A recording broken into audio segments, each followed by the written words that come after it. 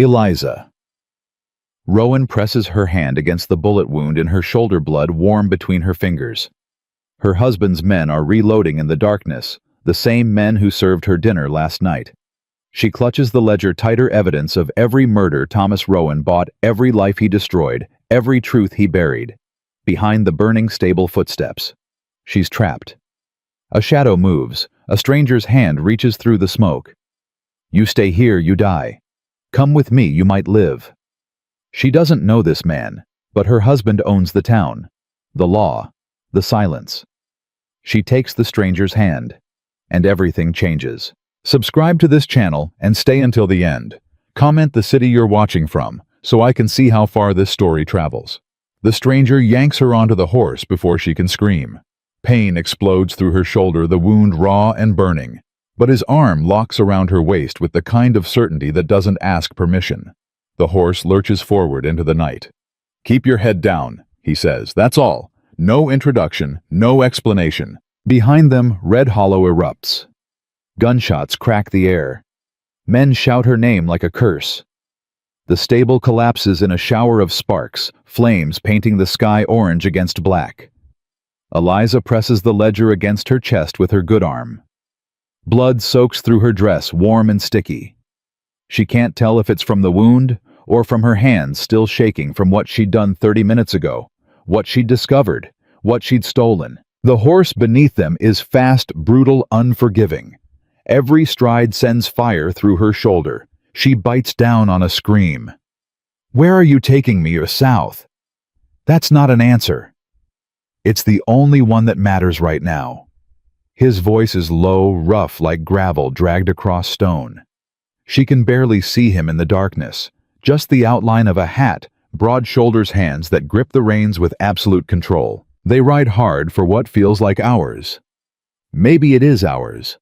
Eliza loses track of time somewhere between the pain and the terror and the sheer impossibility of what's happening. She was supposed to die tonight. She was supposed to burn in that stable with the ledger, with the truth, with everything Thomas had worked so hard to hide. Instead, she's riding through the Texas night with a stranger who smells like dust and gunpowder and something else she can't name. When they finally stop, it's in a canyon so dark she can't see her own hands. The stranger dismounts, reaches up. Down. She tries to move. Her body won't cooperate. The adrenaline is wearing off now, and what's left is just pain, sharp and relentless. I can't. He doesn't wait. He lifts her down like she weighs nothing, sets her against a rock face.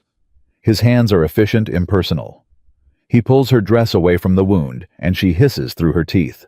Bullet went through. You're lucky. Lucky. She almost laughs.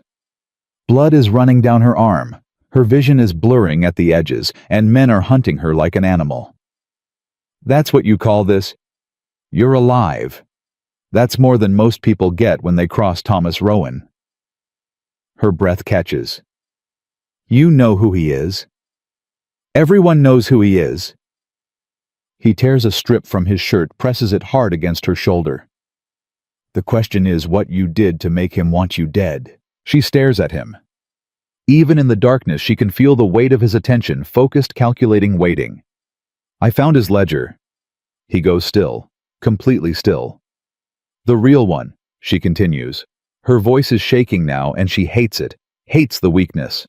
Names, dates, payments, every murder he ordered, every judge he bought, every election he stole, 7 years of evidence. Where is it? She pulls it from inside her dress. The leather is warm from her body, stained with her blood. He takes it, opens it. Even in the dim moonlight, she can see his jaw tighten. Jesus Christ, he killed a family last month, she whispers. The Hendersons. They wouldn't sell their land. So he burned them out, shot the father in front of his children, made it look like bandits. Her voice cracks. I watched him come home that night. He had blood on his boots. And he smiled at me, asked me how my day was. The stranger closes the ledger, hands it back to her. Why'd you take it? Because I couldn't. She stops, starts again. Because I've been his wife for 6 years, and I never knew. I never let myself know. But tonight I found this in his study, and I couldn't. I couldn't just put it back. I couldn't keep pretending. So you ran. So I ran. He stands, looks back the way they came. They'll be tracking us by now. Thomas doesn't let things go, especially not things that can destroy him. I know. You know where the nearest border is. Mexico, 300 miles south. 420, he corrects. Through desert canyon country and some of the hardest terrain this side of hell. You ever ridden that far? No. You ever shot a gun? No. You ever killed anyone? She meets his eyes. Not yet. Something shifts in his expression. Not quite a smile, but close. My name's Cole Mercer, and if we're gonna make it to that border, you need to do exactly what I tell you. No questions, no arguments. Can you do that? Eliza thinks about the life she just left. The mansion with 17 rooms, the servants who never met her eyes, the dinner parties where men talked about property and politics while their wives discussed fabric and flowers. She thinks about Thomas's hand on her throat this morning when she asked why he came home so late. She thinks about the Henderson children screaming. Yes, she says. I can do that. Cole nods once. Then we ride at dawn. They don't sleep. There's no time. Cole keeps watch while Eliza tries to stop shaking, tries to make sense of the fact that her entire life just ended in a single gunshot. When the sky starts to lighten, he brings her water from his canteen. Hardtack that tastes like sawdust. She forces it down anyway. How long have you been following me? She asks. He doesn't look surprised by the question. I haven't been following you. Then how did you know where I'd be? How did you know about the ledger? I didn't know about the ledger. He checks his gun, methodical and precise. I've been tracking Thomas Rowan for 8 months. Tonight I was watching his house, saw the stable go up, saw his men go in shooting, figured whoever was inside had something he wanted. So you just decided to help. I decided to see what was worth killing for. The honesty is brutal. She should be offended. Instead, she's oddly grateful. No lies, no pretense. Just the truth, clean and sharp. Why have you been tracking him? Cole's hand still on the gun. For a long moment he doesn't answer. Then, because a year ago, Thomas Rowan ordered a raid on a settlement near El Paso. Said they were harboring outlaws. They weren't. They were families. Mexican families who'd been living there for 3 generations. What happened? His men burned it. All of it. Killed anyone who resisted. His voice is flat now, emotionless. I was a lawman then. Federal marshal.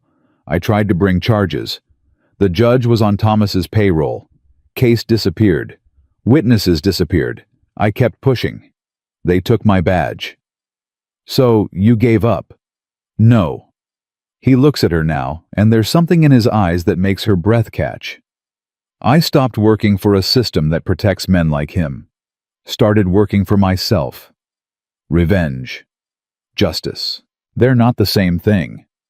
They are when the law won't give you one. Eliza touches the ledger.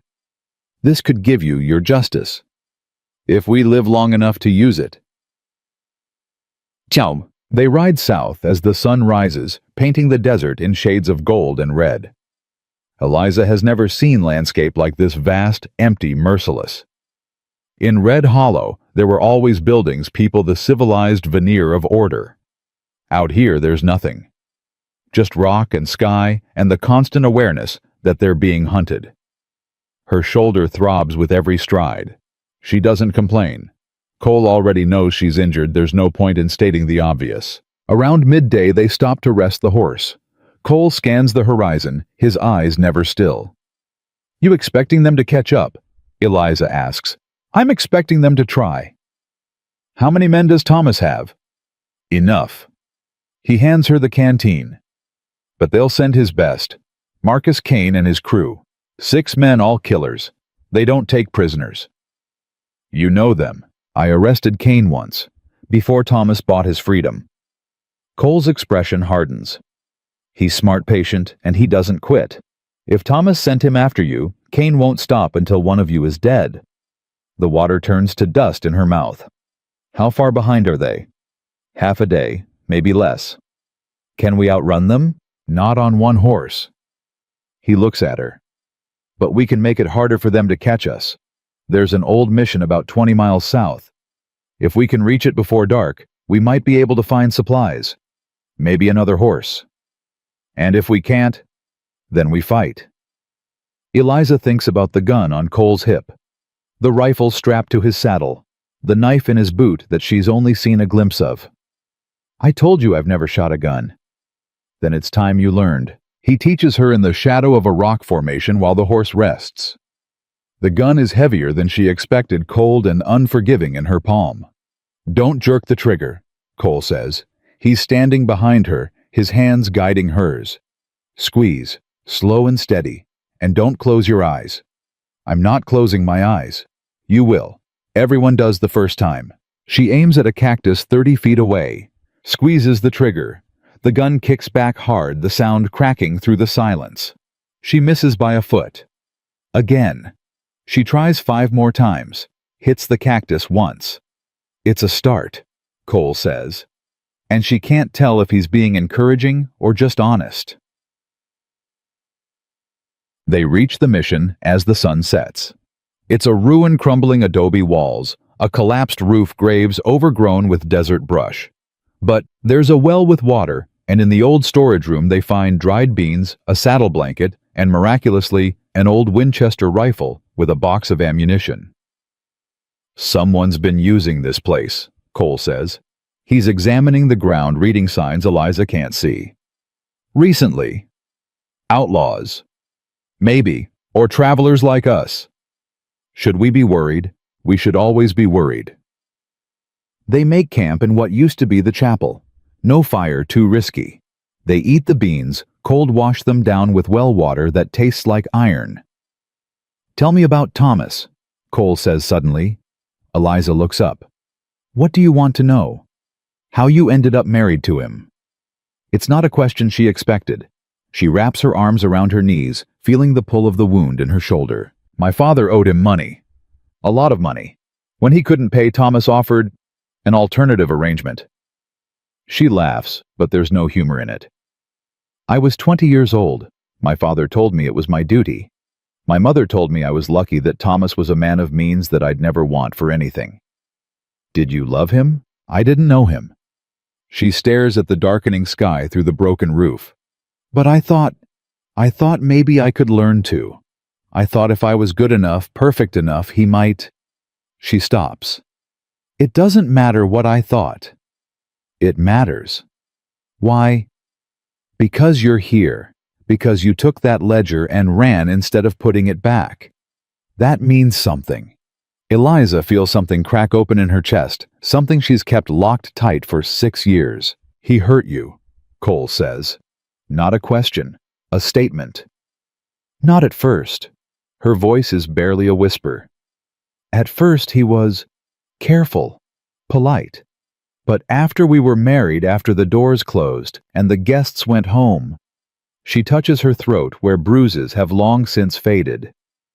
He told me once that I was property, that everything I was belonged to him, my thoughts, my words, my body. And if I ever forgot that, he'd remind me. Cole's jaw tightens.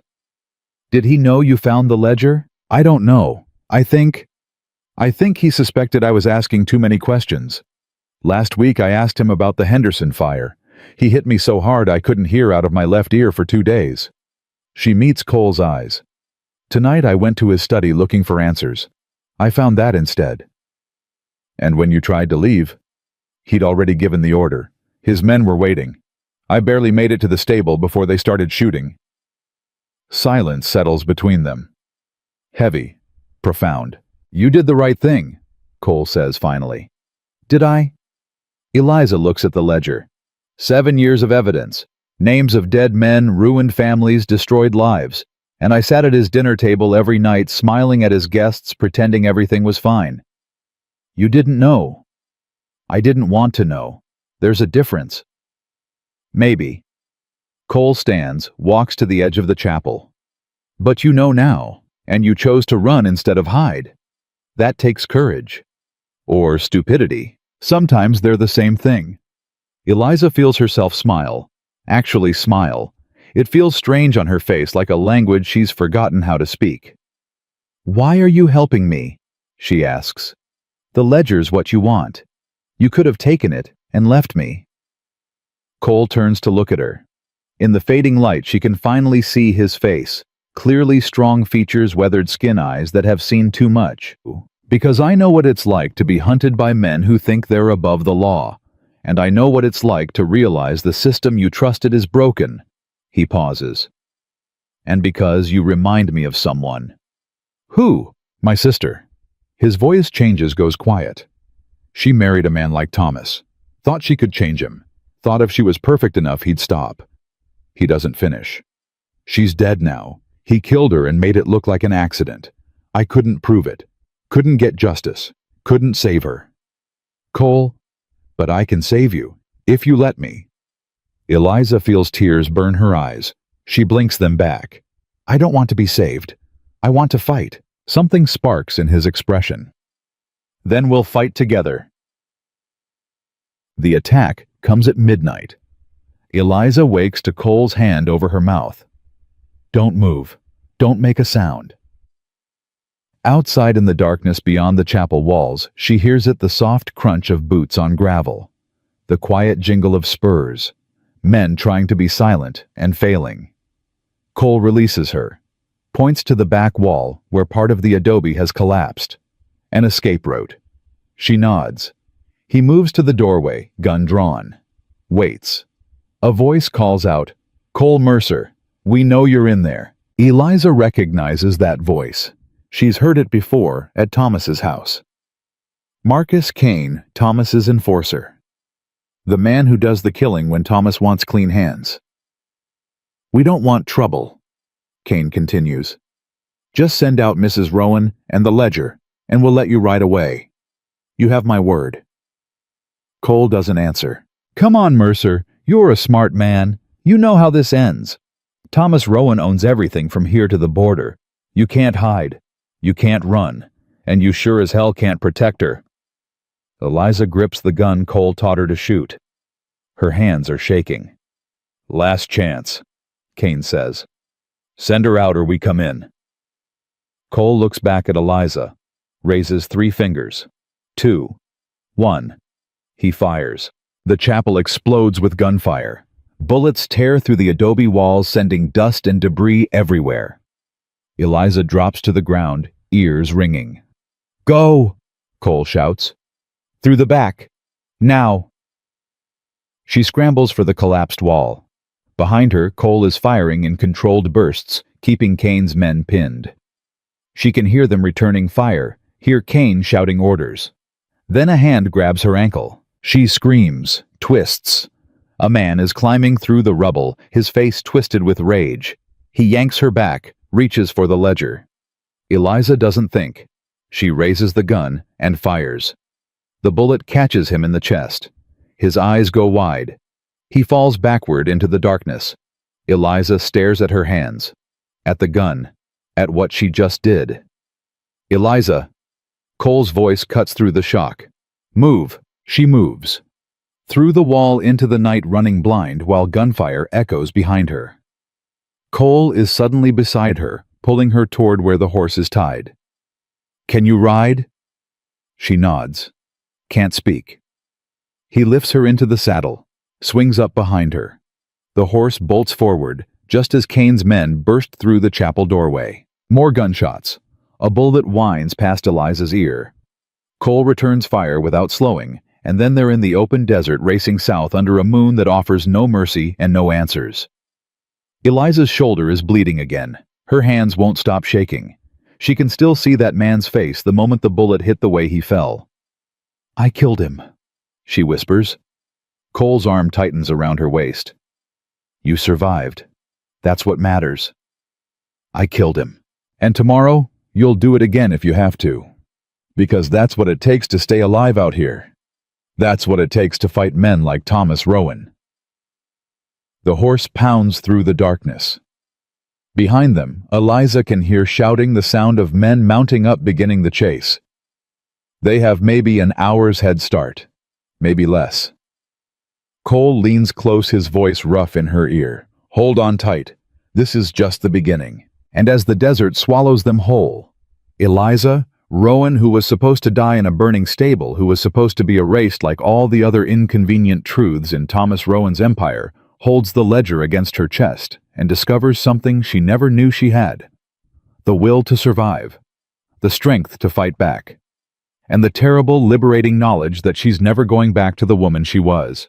Not ever again. The horse stumbles in the darkness, and Eliza nearly loses her grip on the ledger. Cole pulls hard on the reins, correcting course, but the animal is tiring fast. They've been riding for 3 hours straight, and dawn is still 2 hours away. We can't keep this pace, Eliza says. Her voice sounds strange to her own ears, steadier than it should be after what she just did. We don't have a choice. The horse will collapse. Then we walk. Behind them, faint in the distance, she hears it, the sound of pursuit. Multiple horses, men who won't stop. Cole hears it too. His body goes rigid against her back. How far to the next settlement? She asks. There isn't one. Not for 60 miles. Then what's the plan? Stay ahead of them until sunrise. Find high ground. Make them work for it. That's not a plan. That's hope. Hope's all we've got right now. The horse's breathing is labored harsh. Eliza can feel the animal's exhaustion in every stride. They're asking too much of it, and they all know it. There, Cole says suddenly. He points to a ridge of rocks jutting up from the desert floor. We make our stand there. Stand? You mean fight. I mean survive. They reach the rocks just as the first hint of gray touches the eastern sky. Cole dismounts, pulls Eliza down. The horse's legs are trembling. Can't push it anymore, he says. We're on foot from here. Eliza looks back the way they came. She can see dust rising in the distance. Kane's men closing the gap. How many? 6, maybe 7. Cole checks his ammunition. I've got 12 rounds left. You. She looks at the gun in her hand, the gun she used to kill a man 4 hours ago. 5. Make them count. They climb the rocks. It's slow going with Eliza's wounded shoulder, but Cole doesn't offer to help, and she doesn't ask. At the top, they find a natural formation that offers cover on 3 sides. Good sight lines, Cole says. He's scanning the desert below. They'll have to come at us from the south. Leaves them exposed for 200 yards. Can you hit them from that distance? I can hit them from twice that distance. He glances at her. Question is whether you can. Eliza's hands are shaking again. She forces them still.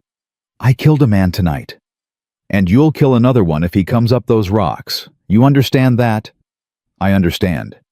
Because there's no mercy out here, Eliza. No second chances. These men won't take you prisoner. They'll kill you, take the ledger, and ride back to Thomas like nothing happened.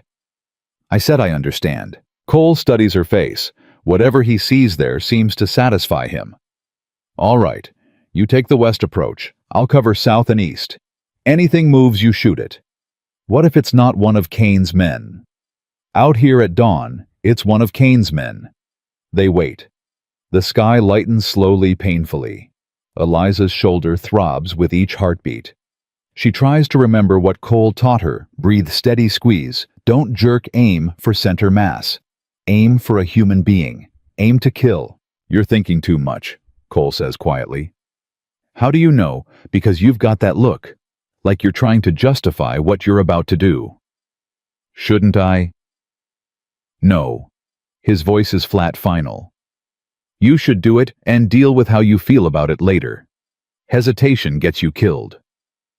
Is that what happened to your sister? She hesitated. Cole's jaw tightens. For a long moment he doesn't answer. Then, my sister never had a chance to hesitate. Her husband beat her so badly one night that she couldn't walk, couldn't scream, could barely breathe. He told everyone she fell down the stairs. And because he was rich, because he knew the right people, because the system protected him, Everyone believed it. But you didn't. I knew what he was. I'd seen the bruises before, heard her make excuses. I told her to leave him, begged her. She said she couldn't, said she'd made vows, said it was her fault for making him angry. His voice cracks just slightly. 2 weeks later, she was dead. Eliza turns to look at him. Really look at him. That's why you became a marshal. That's why I failed as a marshal. Because I learned the law protects men like Thomas Rowan and punishes women like my sister. Like you. I'm not her. No. Cole agrees. You're alive, and you're fighting back. That's the difference. Movement in the valley below cuts the conversation short. Riders emerging from the pre-dawn shadows, 6 of them spread out in a line. There's Kane, Cole says. Front center, the big one. Eliza squints. She can just make out a large man on a black horse. Even from this distance, there's something menacing about the way he sits, confident, unhurried, like a man who's never lost. Kane raises his hand. The riders stop. Smart, Cole mutters. He's studying the terrain. What do we do? Wait, let him come to us. But Kane doesn't advance. Instead, he dismounts, walks forward alone, stops at the base of the rocks just out of rifle range. Mercer. His voice echoes off the stones. Let's talk like civilized men. Cole doesn't respond. I know you're up there, I can see your horse. Kane pauses. You made good time.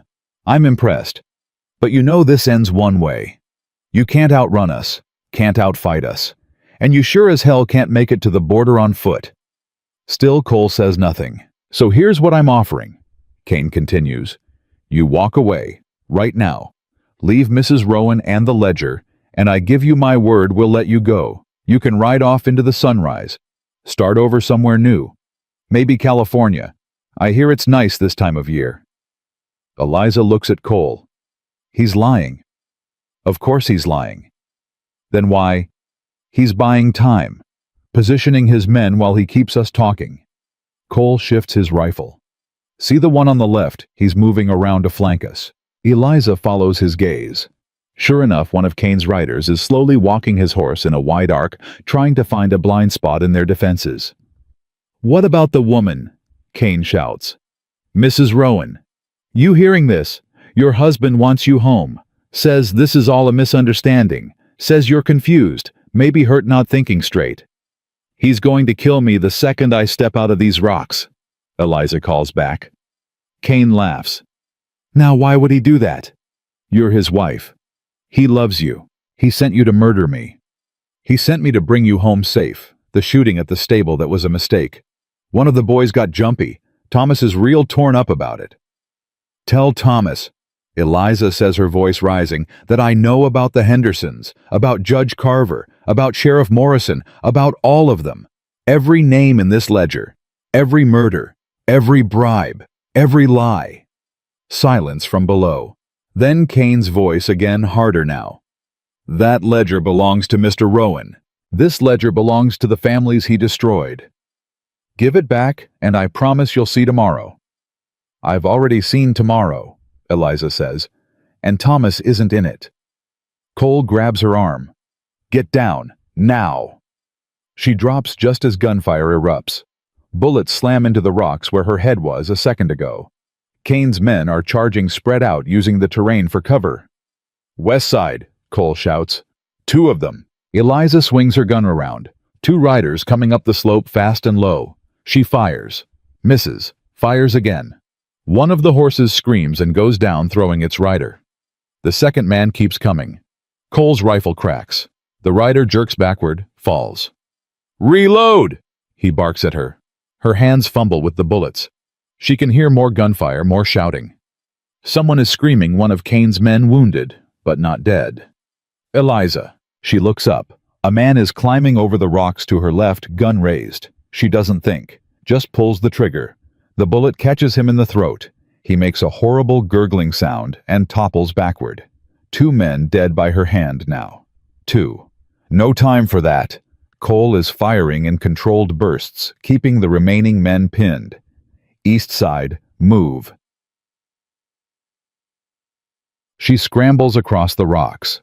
Her shoulder is on fire, bleeding again. Below, Kane is shouting orders, directing his men to fall back and regroup.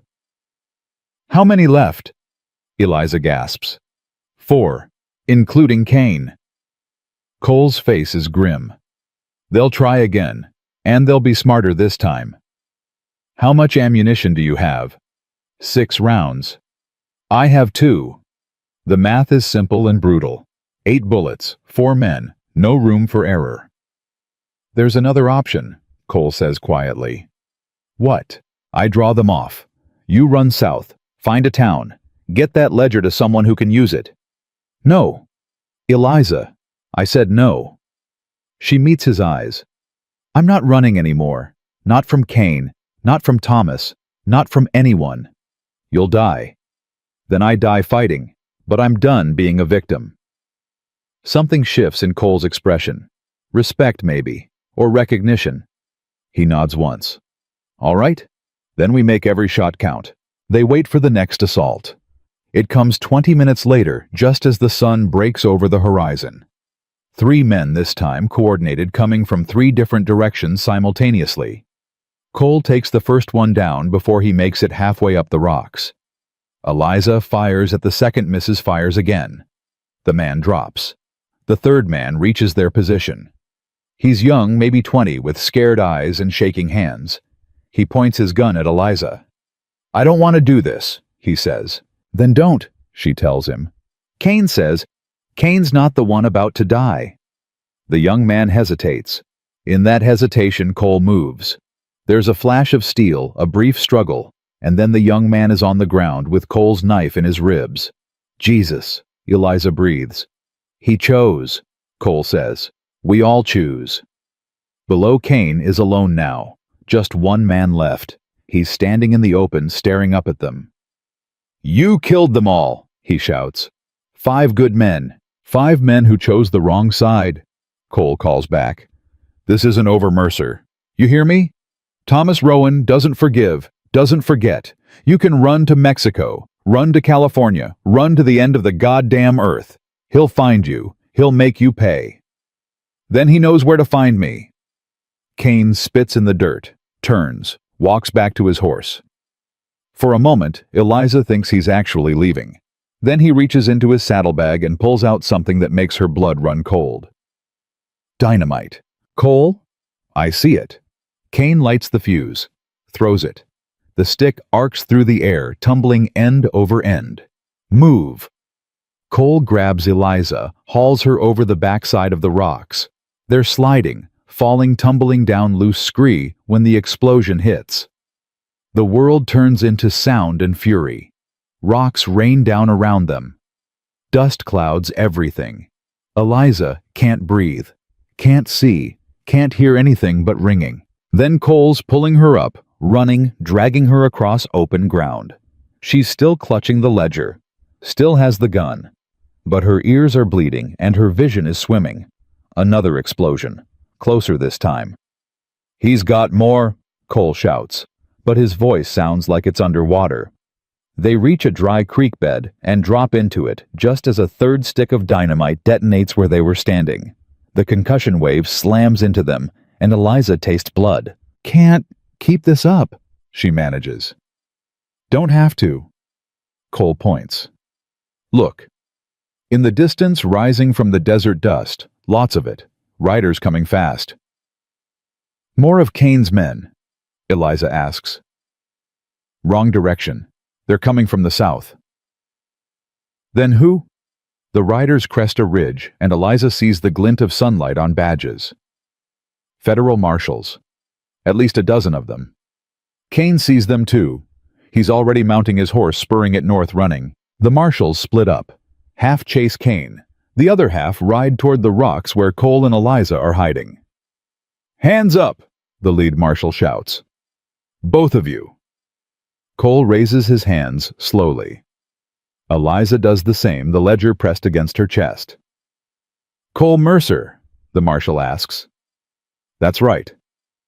"You're a hard man to find. We've been tracking you for 3 days. "Why?" The marshal's expression is unreadable. Because Judge Carver in Red Hollow issued a warrant for your arrest. Says you kidnapped Eliza Rowan. Says you murdered 2 of Thomas Rowan's men. Says you're a danger to yourself and others. Eliza steps forward. That's a lie. Ma'am, you need to step back. It's a lie. She holds up the ledger. Thomas Rowan is a murderer. He's been buying judges, killing families, stealing land for 7 years. I have proof. I have all of it. Right here. The marshal exchanges glances with his men. Mrs. Rowan, your husband says you're not well. Says you've been having episodes. Episodes. The word tastes like poison. Is that what he told you? That I'm mad. He's concerned for your welfare. Says you need help. I need justice, and so do the families he destroyed. She opens the ledger. The Hendersons, the Morales family, the settlers at El Paso, all dead, all because they stood in Thomas Rowan's way. Ma'am, read it. She shoves the ledger at him. Read the names, read the dates, read the payments, and then tell me I'm mad. The marshal takes the ledger, opens it. His face goes pale as he reads. This can't be. He looks up at Eliza. This can't be real. Every word is real, every name, every death. Another marshal leans over to read, then another. The murmuring spreads through the group like wildfire. If this is true, the lead marshal says slowly, then Thomas Rowan is the most dangerous man in Texas. He is, Cole says. I tried to tell you that a year ago. You wouldn't listen. We were following orders. You were following money. Rowan owns half the federal judges in this territory, including the one who took my badge. The marshal's jaw tightens. He looks at the ledger again, then at Eliza, then at the bodies scattered across the rocks. Cain did this, he asks. Cain tried, Cole says. We stopped him. By killing 5 men. By defending ourselves. The marshal is quiet for a long moment. Then, I need to take this ledger, as evidence. No, Eliza says immediately. Ma'am, if what you're saying is true, this needs to go through proper channels. Proper channels are how we got here. Her voice cracks. Thomas owns the channels. He owns the judges. He owns you. He doesn't own me. Doesn't he? You came here to arrest Cole on Thomas's orders? You believed Thomas's story about me being mad. You did exactly what he wanted you to do. She pulls the ledger back. I'm not giving this to anyone until I know they can't be bought. The marshal's face hardens. I could take it from you. You could try, Cole says quietly. His hand moves toward his gun. The tension stretches like wire. 12 marshals. 2 fugitives. 1 ledger that could bring down an empire. Then a voice from the back of the group. Let them keep it. An older marshal pushes forward. He's gray-haired, weathered, with eyes that have seen too much. My name's Daniel Hayes. I was at El Paso. I saw what Rowan's men did to those families. I tried to report it. My report disappeared. My witnesses disappeared. And when I kept pushing, I got reassigned to desk duty. He looks at the ledger in Eliza's hands. If that book has what you say it has, then it's worth more than all our badges combined, and Thomas Rowan will do anything to get it back. He turns to the lead marshal. We can't protect it, not through official channels. You know that as well as I do. Hayes, I can't just let them... Yes, you can. Because right now, the only thing keeping Mrs. Rowan alive is that she's hard to find and harder to kill. You bring her in, file reports go through channels. She'll be dead within a week. Suicide, they'll say. Or accident. Or natural causes. That's against protocol. Protocol didn't save those families at El Paso. It didn't save my career. And it won't save her. Hayes looks at Eliza. Where are you headed? Mexico. Smart. Get across the border. Find a newspaper. Make copies of that ledger and get them to every paper between here and Washington. Make it so big, so public, that Rowan can't buy his way out. The lead marshal is struggling. Eliza can see it in his face, the war between duty and justice, between orders and what's right. Finally, he nods. 24 hours. That's all I can give you. After that, I have to report this. And when I do, every lawman in Texas will be looking for you. We'll be gone, Cole says. You better be. The marshal pauses. There's a town called Palo Seco, 40 miles south. Ask for a woman named Rosa Delgado. Tell her Daniel Hayes sent you. She'll help you cross. Hayes steps forward, pulls a map from his saddlebag. Take this, and this. He hands Eliza a canteen and a small pouch. Ammunition. You're going to need it. Why are you helping us? Eliza asks. Because I'm tired of watching good people die while men like Thomas Rowan get richer. His voice is rough with emotion. Because my daughter was at El Paso. She was 7 years old, and I had to bury her in a grave too small for a child. Eliza's throat tightens. I'm sorry. Don't be sorry. Be alive, and make sure that ledger gets to people who can use it. The marshals mount up. Before they ride away, the lead marshal looks back one last time. You're right about one thing, Mrs. Rowan. The system is broken.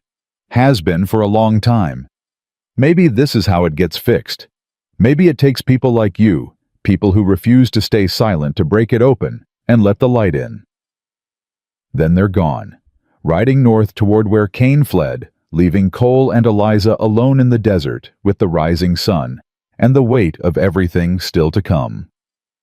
We need to move, Cole says. 24 hours isn't much.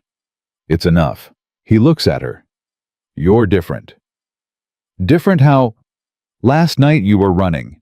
This morning you're fighting.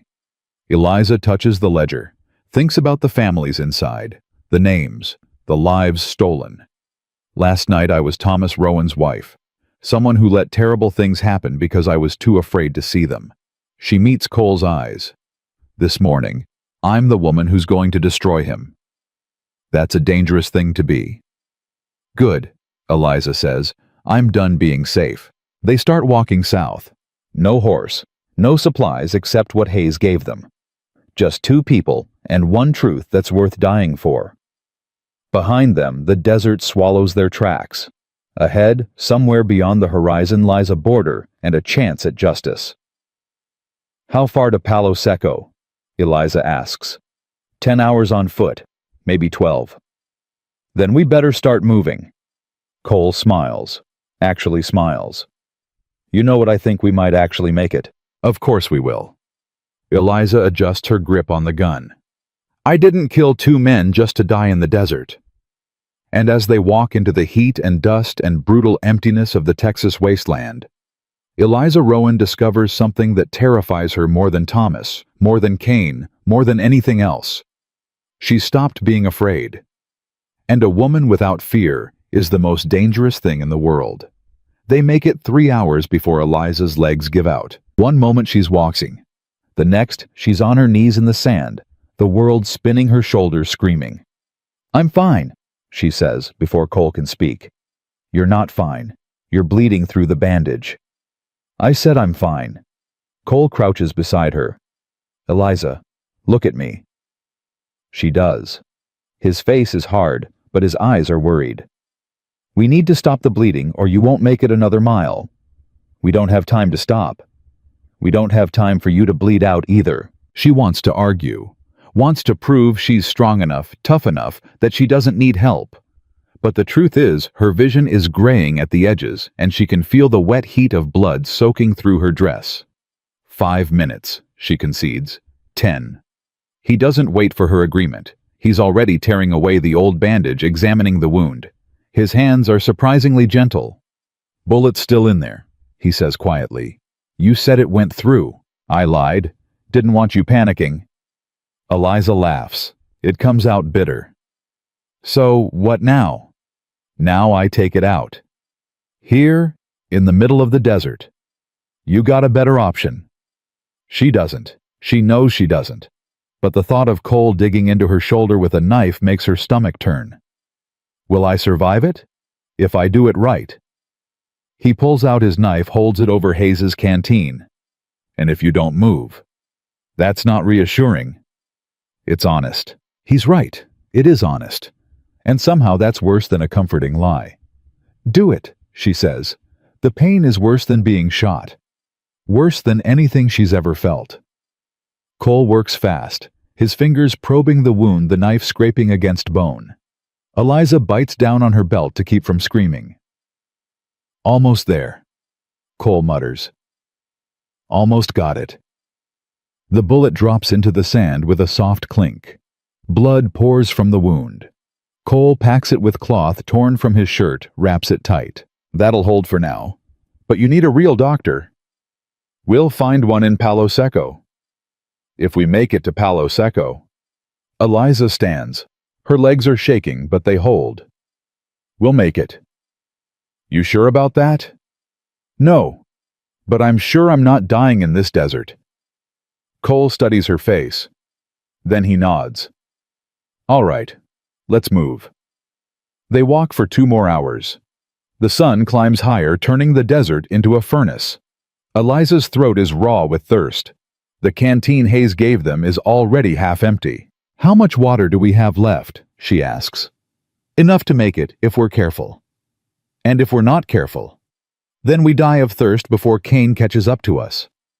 You always this optimistic? I'm realistic. There's a difference. Eliza adjusts her grip on the ledger. It's getting heavier with every step, the leather sticky with her blood and sweat. But she won't let it go. Can't let it go. Tell me about Rosa Delgado, she says. Anything to distract from the pain, the heat, the impossibility of what they're doing. Don't know much about her. Hayes mentioned her once, said she runs a boarding house in Palo Seco, helps people cross the border. Why? Didn't ask. Figured if Hayes trusted her, that was enough. And you trust Hayes. Cole is quiet for a moment. Hayes was one of the good ones. When I was a marshal, he was the only one who stood up for me when they took my badge. Cost him his career.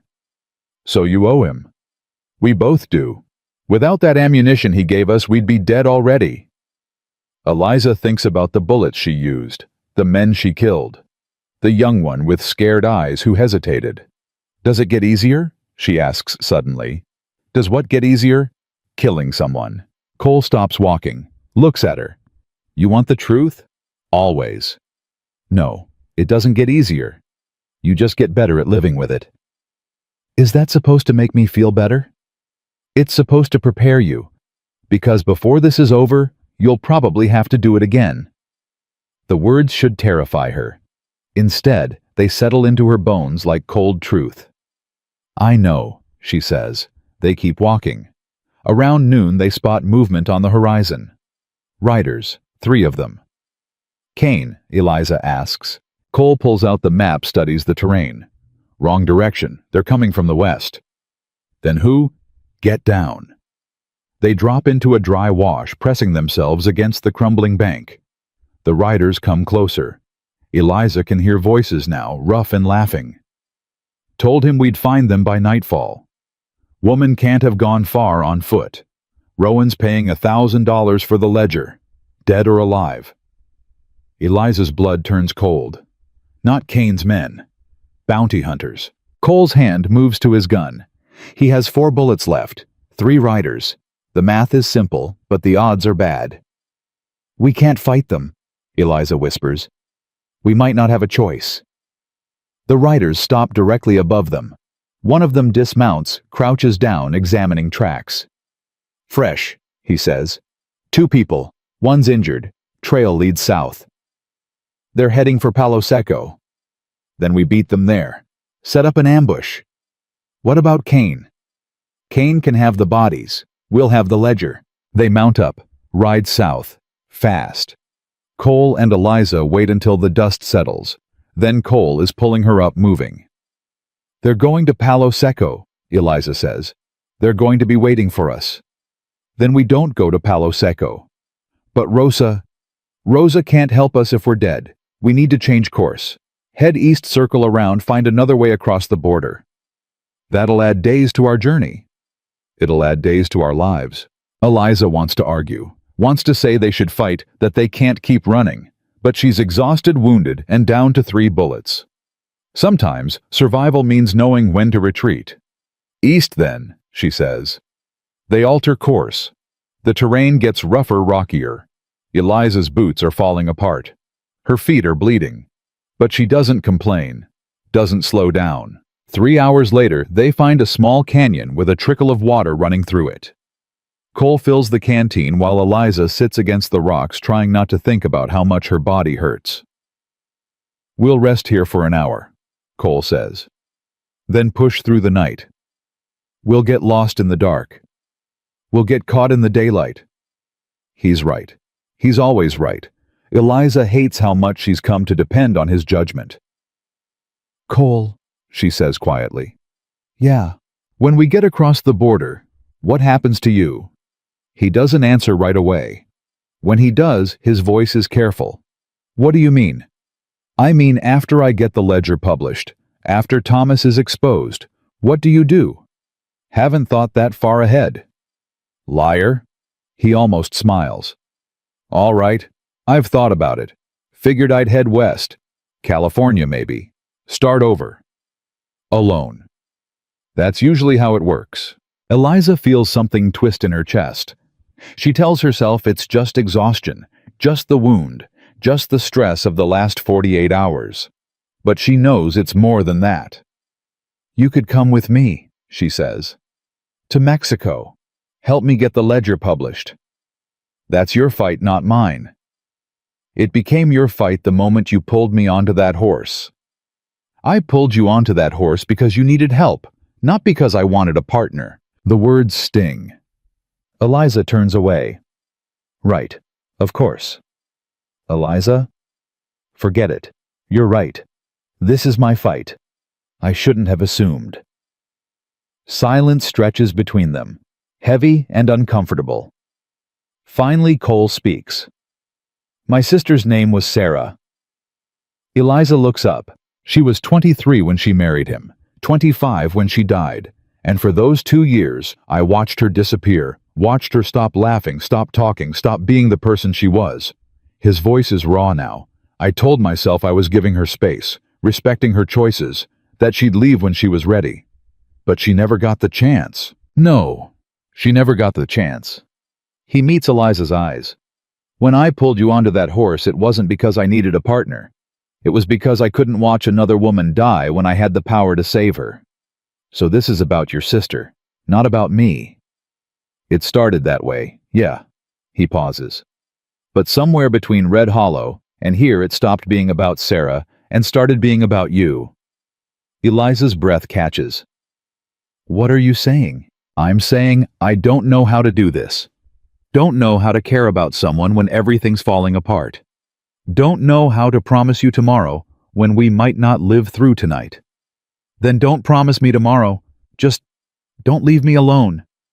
Cole moves closer, sits beside her. "I won't. Not until you're safe. And after I'm safe. After you're safe, you won't need me anymore." "What if I want you anyway?" The question hangs in the air between them. Cole looks at her, really looks at her. And for the first time since they met, Eliza sees something other than distance in his eyes. "You don't want me," he says quietly. "You want to feel safe. There's a difference. Don't tell me what I want." "Eliza," she kisses him, hard and desperate and completely reckless. For a second, he doesn't respond. Then his hand is in her hair, pulling her closer, and he's kissing her back like a man who's been holding his breath for too long. When they break apart, they're both breathing hard. "That was stupid," Cole says. "Probably. We can't—" "I know. You're hurt. We're being hunted. This isn't—" "I know." Eliza touches his face. "But I'm tired of pretending I don't feel this. Tired of being afraid of what comes next. For once in my life, I just want to feel something real." Cole closes his eyes. "This is real. All of it.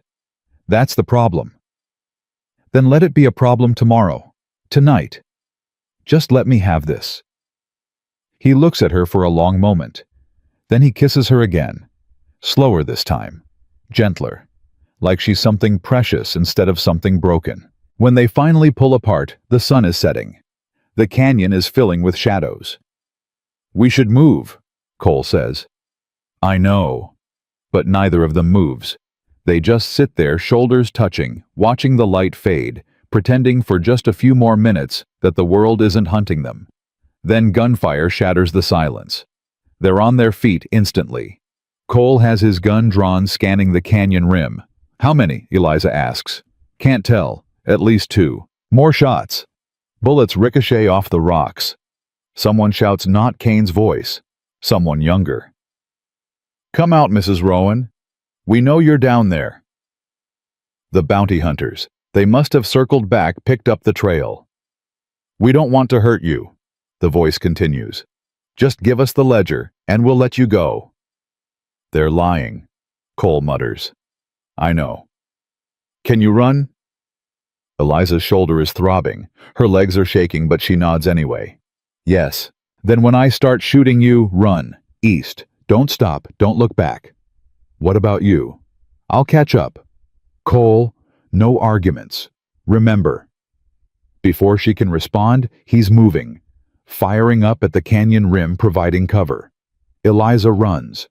Her boots slip on loose rock. Her shoulder screams with every jarring step. But she doesn't stop.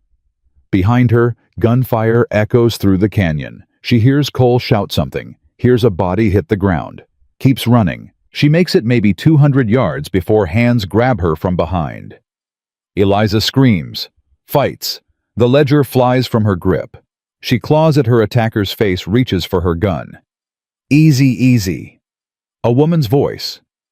"I'm not here to hurt you." Eliza spins.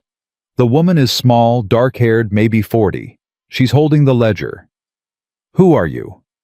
"Rosa Delgado. Daniel Hayes sent me." "You're supposed to be in Palo Seco, and you're supposed to be walking into a trap. Hayes sent word, told me to intercept you before the bounty hunters got you." She hands back the ledger. "Where's Cole Mercer?"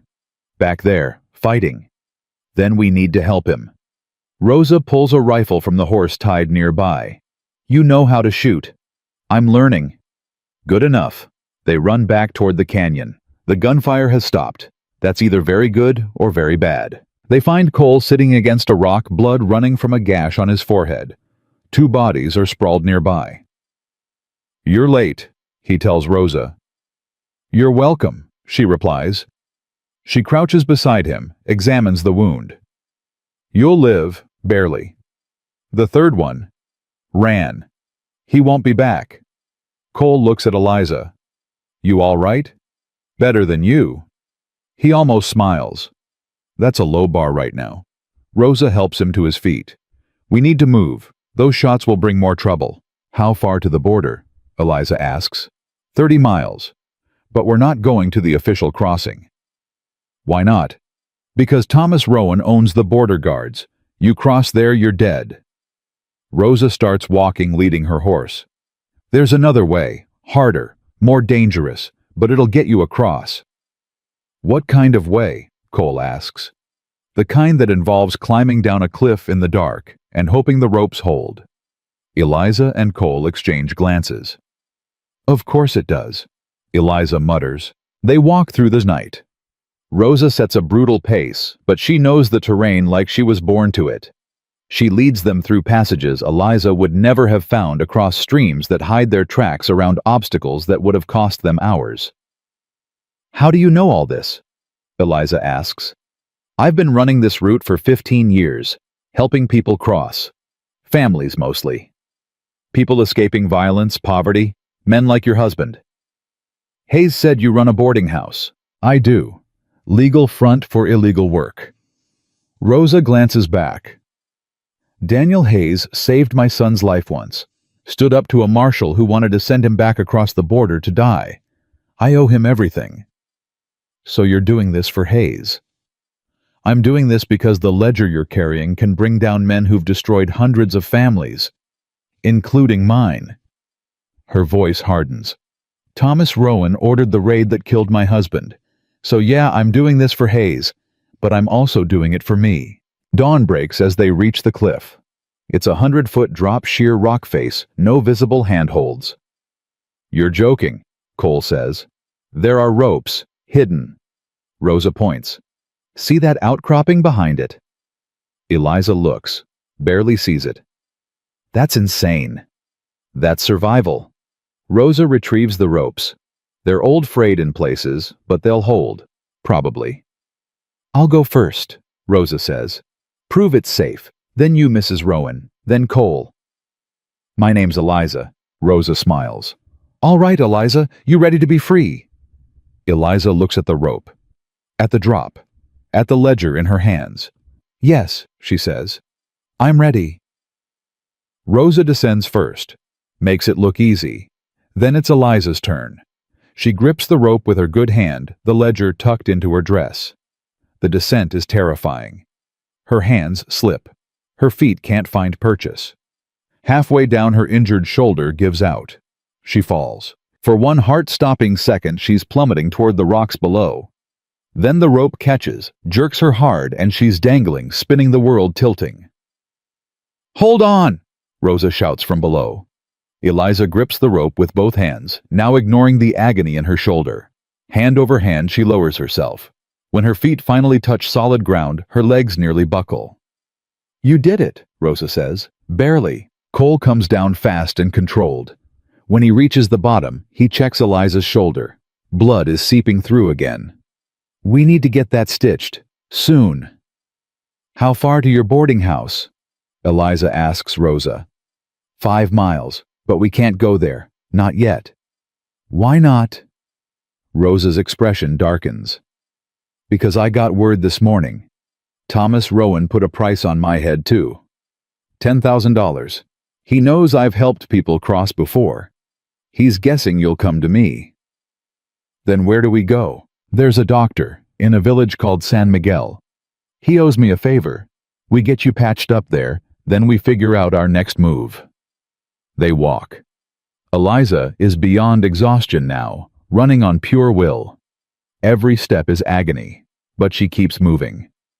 They're maybe a mile from San Miguel when Cole stops suddenly. We're being followed. Rosa spins. How many? 1, staying back, watching. Kane. Can't tell. They wait. The follower doesn't advance. Doesn't retreat. Just watches. This doesn't feel right, Cole says. None of this feels right, Eliza replies. They reach San Miguel as the sun climbs high. It's a small village, maybe 20 buildings, dusty and quiet. Rosa leads them to a house at the edge of town. An old man answers the door. His eyes go wide when he sees Rosa. No, he says immediately. No, I can't.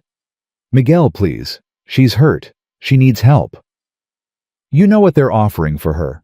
For anyone who helps her. I know. But we don't have anywhere else to go. Miguel looks at Eliza. At the blood soaking through her dress. At the desperation in her eyes. He sighs. Inside, quickly. They rush in. Miguel closes the door, locks it, pulls the curtains. On the table, he says to Eliza. Let me see. He examines the wound with gentle, practiced hands. Bullets out. Yes. Good. This I can fix. He starts preparing supplies, thread, needle, clean cloth. But you can't stay here long. An hour. Maybe 2. We'll be gone before nightfall, Rosa promises. Miguel starts stitching. Eliza grits her teeth against the pain. Cole stands watch at the window. Rosa paces. Tell me about the ledger, Miguel says quietly as he works. They say it can destroy Thomas Rowan. This is true. Yes, Eliza says. Then maybe this pain is worth something. He finishes the stitching, bandages the wound properly, gives Eliza water and bread. You'll survive, he says. The question is, for how long? There's a knock at the door. Everyone freezes. Miguel goes pale. I swear I didn't. Another knock. Harder. Miguel. A man's voice. We know they're in there. Open the door. Cole draws his gun. Rosa does the same. Miguel backs away, hands raised. I didn't tell anyone, he whispers. I swear on my life.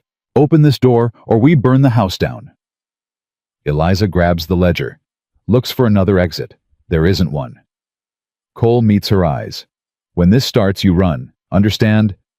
I'm not leaving. You're not dying for me either. Get that ledger across the border. That's what matters. Cole, the door explodes inward. Men pour through. Not bounty hunters, not Kane's crew. Federal marshals, led by the same man from the canyon. The one who gave them 24 hours. Time's up, he says. You're under arrest. Rosa raises her rifle. Like hell they are. Stand down, Mrs. Delgado. You're in enough trouble already. Shoot me then, because I'm not letting you take them. The marshal's men spread out surrounding them. There's no way out. No way to fight. The numbers are impossible. Eliza feels everything collapsing. They were so close. So close to the border, to safety, to justice. Then a voice from the doorway. I believe these people are with me. Everyone turns. A woman stands there. Tall, elegant, silver-haired. She's wearing expensive clothes and carrying herself like someone who owns the world. Who the hell are you? The marshal demands. Catherine Morrison. I believe you knew my husband, Sheriff Morrison of Red Hollow. The marshal's face goes white. Sheriff Morrison was killed. By Thomas Rowan. Yes, I know. Catherine's smile is cold as winter. And the ledger Mrs. Rowan is carrying proves it, which makes her the most important witness in the biggest case this territory has ever seen. Ma'am, I have orders. Your orders come from Judge Carver, who is also in that ledger, along with you. Silence. Complete silence. The marshal's hand moves toward his gun. Catherine doesn't flinch. Go ahead, she says. Shoot me. Then explain to every newspaper between here and Washington why you murdered a federal witness and the widow of a murdered lawman on the same day. The marshal's hand stops. I didn't think so. Catherine walks forward, takes the ledger from Eliza's hands. This ledger is now evidence in a federal investigation, and these people are under my protection. You can't. I can, and I am. She looks at Rosa, at Cole, at Eliza. Come with me, all of you, now. They follow her out. The marshals don't stop them. Don't move. Don't do anything but watch as Catherine Morrison leads them to a carriage waiting outside. Get in, she says. Eliza doesn't move. Why are you helping us? Because my husband died investigating Thomas Rowan. Because I've spent 3 years looking for proof. And because you just handed it to me. Catherine climbs into the carriage. Now get in before they change their minds. They climb in. The carriage pulls away. Through the window, Eliza watches San Miguel disappear. Where are we going? Cole asks. Mexico City? Catherine says. Where I have friends in government. Friends who want Thomas Rowan as badly as I do. And the ledger goes to every newspaper, every judge, every politician who isn't on Thomas's payroll. By this time tomorrow, he'll be the most wanted man in 3 countries. Eliza leans back against the seat. Her shoulder is throbbing, but the bleeding has stopped. Cole is beside her alive. Rosa is across from them, grinning. We did it, Eliza whispers. Not yet, Catherine says. But we will. The carriage rolls south toward the border, toward freedom, toward a reckoning that's been 15 years in the making. And somewhere behind them in Red Hollow, Texas, Thomas Rowan is about to discover that the woman he tried to erase has become the one thing he can't control. The truth. The carriage hits a rut, and Eliza's shoulder screams. She bites down on the sound, doesn't let it escape. Catherine notices anyway. How bad is the wound? I'll live. That wasn't the question. Eliza meets the older woman's eyes. It's bad enough, but I've survived worse. Catherine's expression softens just slightly. Yes, I imagine you have. The carriage rocks along for another mile before Cole speaks. How did you find us? I didn't find you. I've been tracking Thomas Rowan's movements for 3 years. When I heard about the fire in Red Hollow, about his wife disappearing with evidence, I knew this was my chance. Catherine looks at the ledger in her lap. I've been waiting for someone brave enough to steal this, or stupid enough. I wasn't sure which you were. And now, Eliza asks, now I think you're both. Rosa laughs, actually laughs. I like her. The feeling's mutual, Mrs. Delgado. Your work helping families cross the border hasn't gone unnoticed. There are people in Mexico City who consider you a hero. There are people in Texas who want me hanged. Then it's good we're leaving Texas behind. The border crossing comes faster than Eliza expected. Catherine has papers, official-looking documents with seals and signatures that make the guards wave them through without question. How did you? Eliza starts. Money buys many things, including the right papers at the right time. Catherine hands the documents back to her driver. We're safe now, for the moment. Thomas has reached into Mexico, Cole says. You know that. I do. But his reach isn't infinite. And where we're going, he'll have to work harder to find us. They travel through the night. Eliza drifts in and out of consciousness, her body finally surrendering to exhaustion. When she wakes, they're stopped at an inn. Cole is carrying her inside. I can walk, she protests. You can also let someone help you. She wants to argue, doesn't have the strength. Lets him carry her to a room where a woman is waiting with clean bandages and hot water. This is Maria, Catherine says. She'll take care of your shoulder while I make arrangements. Maria works in silence, changing the dressing, checking Miguel's stitches. When she's done, she looks Eliza in the eye. You're lucky to be alive. So I've been told. The man who did this to you, he will pay. He will. Eliza's voice is steel. I'll make sure of it. Maria nods once. Good. Men like him think they're untouchable. It's time they learn otherwise. After Maria leaves, Eliza tries to stand. Her legs shake but hold. She walks to the window, looks out at the Mexican countryside. Freedom. Safety. Everything she's been running toward. So why does it feel incomplete? Cole appears in the doorway. You should be resting. I've rested enough. You were shot 3 days ago. I know. I was there. He almost smiles. Moves into the room, closing the door behind him. Catherine wants to leave at first light. Head to Mexico City. She says she has connections there. Newspaper editors, politicians, people who can make the ledger public. Then we're really doing this. Looks like. Eliza turns to face him. What happens after? After what? After the ledger goes public, after Thomas is exposed, after all of this is over. Cole is quiet for a long moment. I told you, I head west. Start over.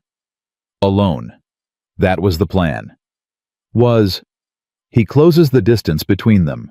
You said something in that canyon. About not wanting to be alone.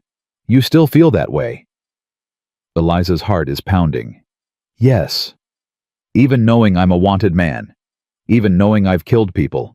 Even knowing I don't have a home, a future, anything to offer you. You offered me my life. That's more than anyone else has ever given me. Cole touches her face. Gentle, careful, like she might break. You deserve better than a man who lives out of saddlebags and sleeps under stars. Maybe I'm tired of what I deserve. Maybe I want what I choose. And you choose this. Choose me. I choose freedom, and somehow that includes you. He kisses her. Different from the canyon, slower, deeper, like they have time now. Like they might actually survive this. When they break apart, Cole rests his forehead against hers. I don't know how to do this. Neither do I. We'll figure it out. What if we can't? Then we'll fail together. But at least we'll fail honestly. A knock at the door interrupts them. Catherine's voice. We have a problem. Cole opens the door. Catherine's face is grim. What kind of problem? Eliza asks. The kind where Thomas Rowan just crossed the border with 20 armed men. He's 6 hours behind us and closing fast. The words land like a punch. Eliza feels her breath catch. How did he? Someone talked. Someone always talks when enough money's involved. Catherine looks at Rosa. Your boarding house in Palo Seco was raided this morning. They tortured your assistant until she told them about San Miguel. From there, it wasn't hard to piece together where we were heading. Rosa's face goes pale. Elena. They got Elena. I'm sorry. Is she alive? I don't know. Rosa's hands curl into fists. I'll kill him. I swear to God I'll kill him myself. Get in line, Eliza says quietly. Catherine pulls out a map. We can't outrun them. Not with you injured and them on fresh horses. Our only chance is to reach Mexico City before they catch us. Once we're in the city, they can't attack openly without causing an international incident. How far? Cole asks. 40 miles. Maybe 8 hours if we push hard. And if they catch us before then we fight. Cole checks his ammunition. I've got 3 bullets left. I have 5, Rosa says. Catherine reaches into her bag, pulls out 2 revolvers. I have 12, and I know how to use them. Eliza looks at the gun she's been carrying, the one she used to kill 2 men. I have 3. Then we have 23 bullets between the 4 of us. Catherine's smile is cold. Let's make them count. They leave immediately. The carriage driver pushes the horses hard, too hard, but there's no choice. Behind them, somewhere in the darkness, Thomas Rowan is coming. 2 hours into the ride, the first shot rings out. The driver slumps forward, dead before he hits the ground. The carriage careens wildly. Cole lunges for the reins, pulls hard, gets the horses under control. But they're sitting targets now. Out, he shouts. Everyone out. They tumble from the carriage just as more gunfire erupts. Bullets tear through the wood where Eliza's head was a second ago. They're in open country. Nowhere to hide, nowhere to run. There. Rosa points to a cluster of rocks maybe 50 yards away. Move. They run. Eliza's shoulder is agony, but she doesn't slow down. Can't slow down. Behind them, riders are emerging from the darkness. Not 20 men. More. 30 at least. Thomas brought an army. They reach the rocks. Take cover. Cole is already returning fire, each shot precise and controlled. How many? Catherine asks. Too many. A voice cuts through the gunfire. Thomas Rowan's voice, loud and commanding and utterly confident. Eliza, I know you can hear me. She freezes. That voice, the voice that said, I love you, and you're mine, and don't make me hurt you in the same breath. Come out and this ends peacefully, I just want to talk. He's lying, Cole says. I know. You're my wife, Eliza. That means something. That means you come home where you belong. Rosa spits in the dirt. He's insane. He's desperate, Catherine corrects, which makes him dangerous. I'm offering you one chance, Thomas continues. Walk out here right now, give me the ledger, and I'll let your friends live. You have my word. Eliza looks at Cole, at Rosa, at Catherine. 3 people who risked everything for her. 3 people who will die if she doesn't act. Don't even think about it, Cole says. He'll kill you all. He'll kill us anyway. At least this way we take some of them with us. Cole? No. You don't get to sacrifice yourself. Not after everything. Thomas is losing patience. You have 1 minute, Eliza. Then I send my men in, and when they're done, there won't be enough left of your friends to bury. Eliza closes her eyes, thinks about the ledger, about the families inside, about the truth that could bring down an empire. She opens her eyes. Catherine, the ledger. You said you have connections in Mexico City. I do. Can they publish it without me? What are you? Can they? Catherine's face hardens. Yes, if I get it to them. Then you need to go, right now. Take the ledger and run. I'm not leaving. Yes, you are, because this stops being about my survival and starts being about justice. Thomas can have me, but he doesn't get the ledger. Eliza, no, Cole says. It's the only way. It's suicide. It's a choice, my choice. She looks at Catherine. How far to Mexico City on foot? 10 miles, maybe less. Then you can make it. Take Rosa with you. She knows the terrain. What about you? Rosa asks. Cole and I will hold them here. Buy you time. With what? You've got 6 bullets between you. Then we'll make them count. Thomas's voice again. Time's up, Eliza.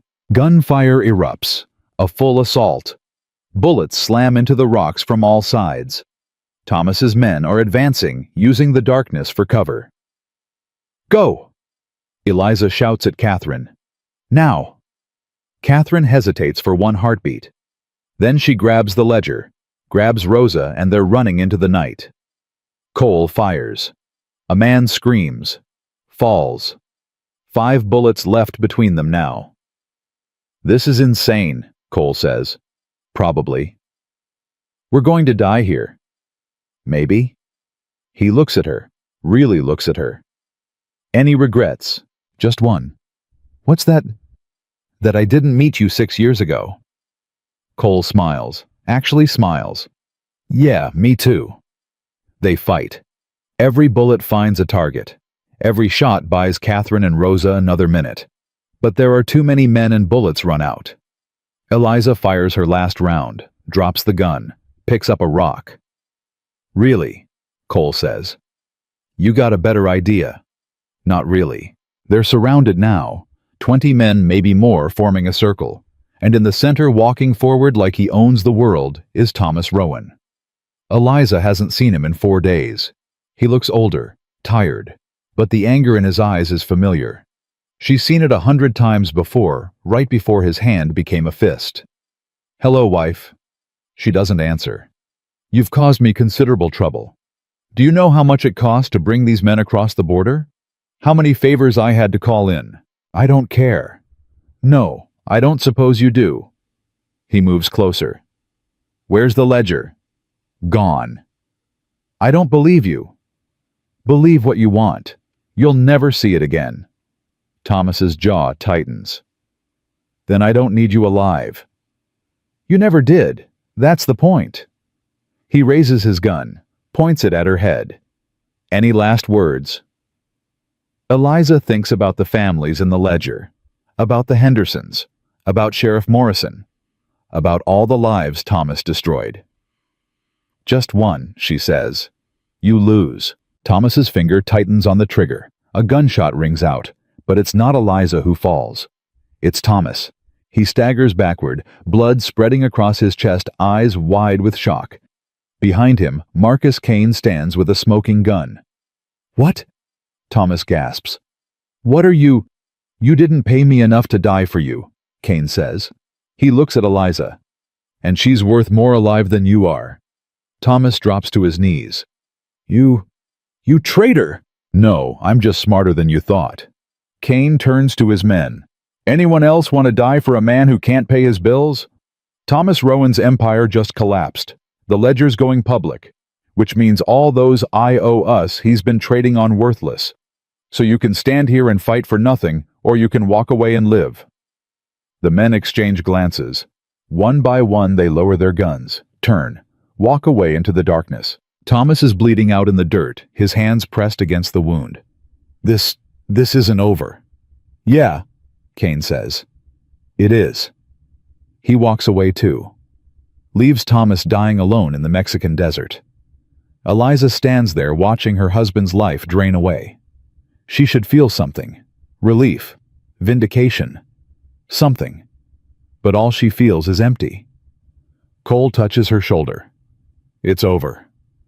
Is it? The man who hurt you is dying. The ledger's on its way to people who can use it. You're free, Eliza. Actually free. Thomas makes a horrible rattling sound. His eyes find Eliza one last time. I loved you.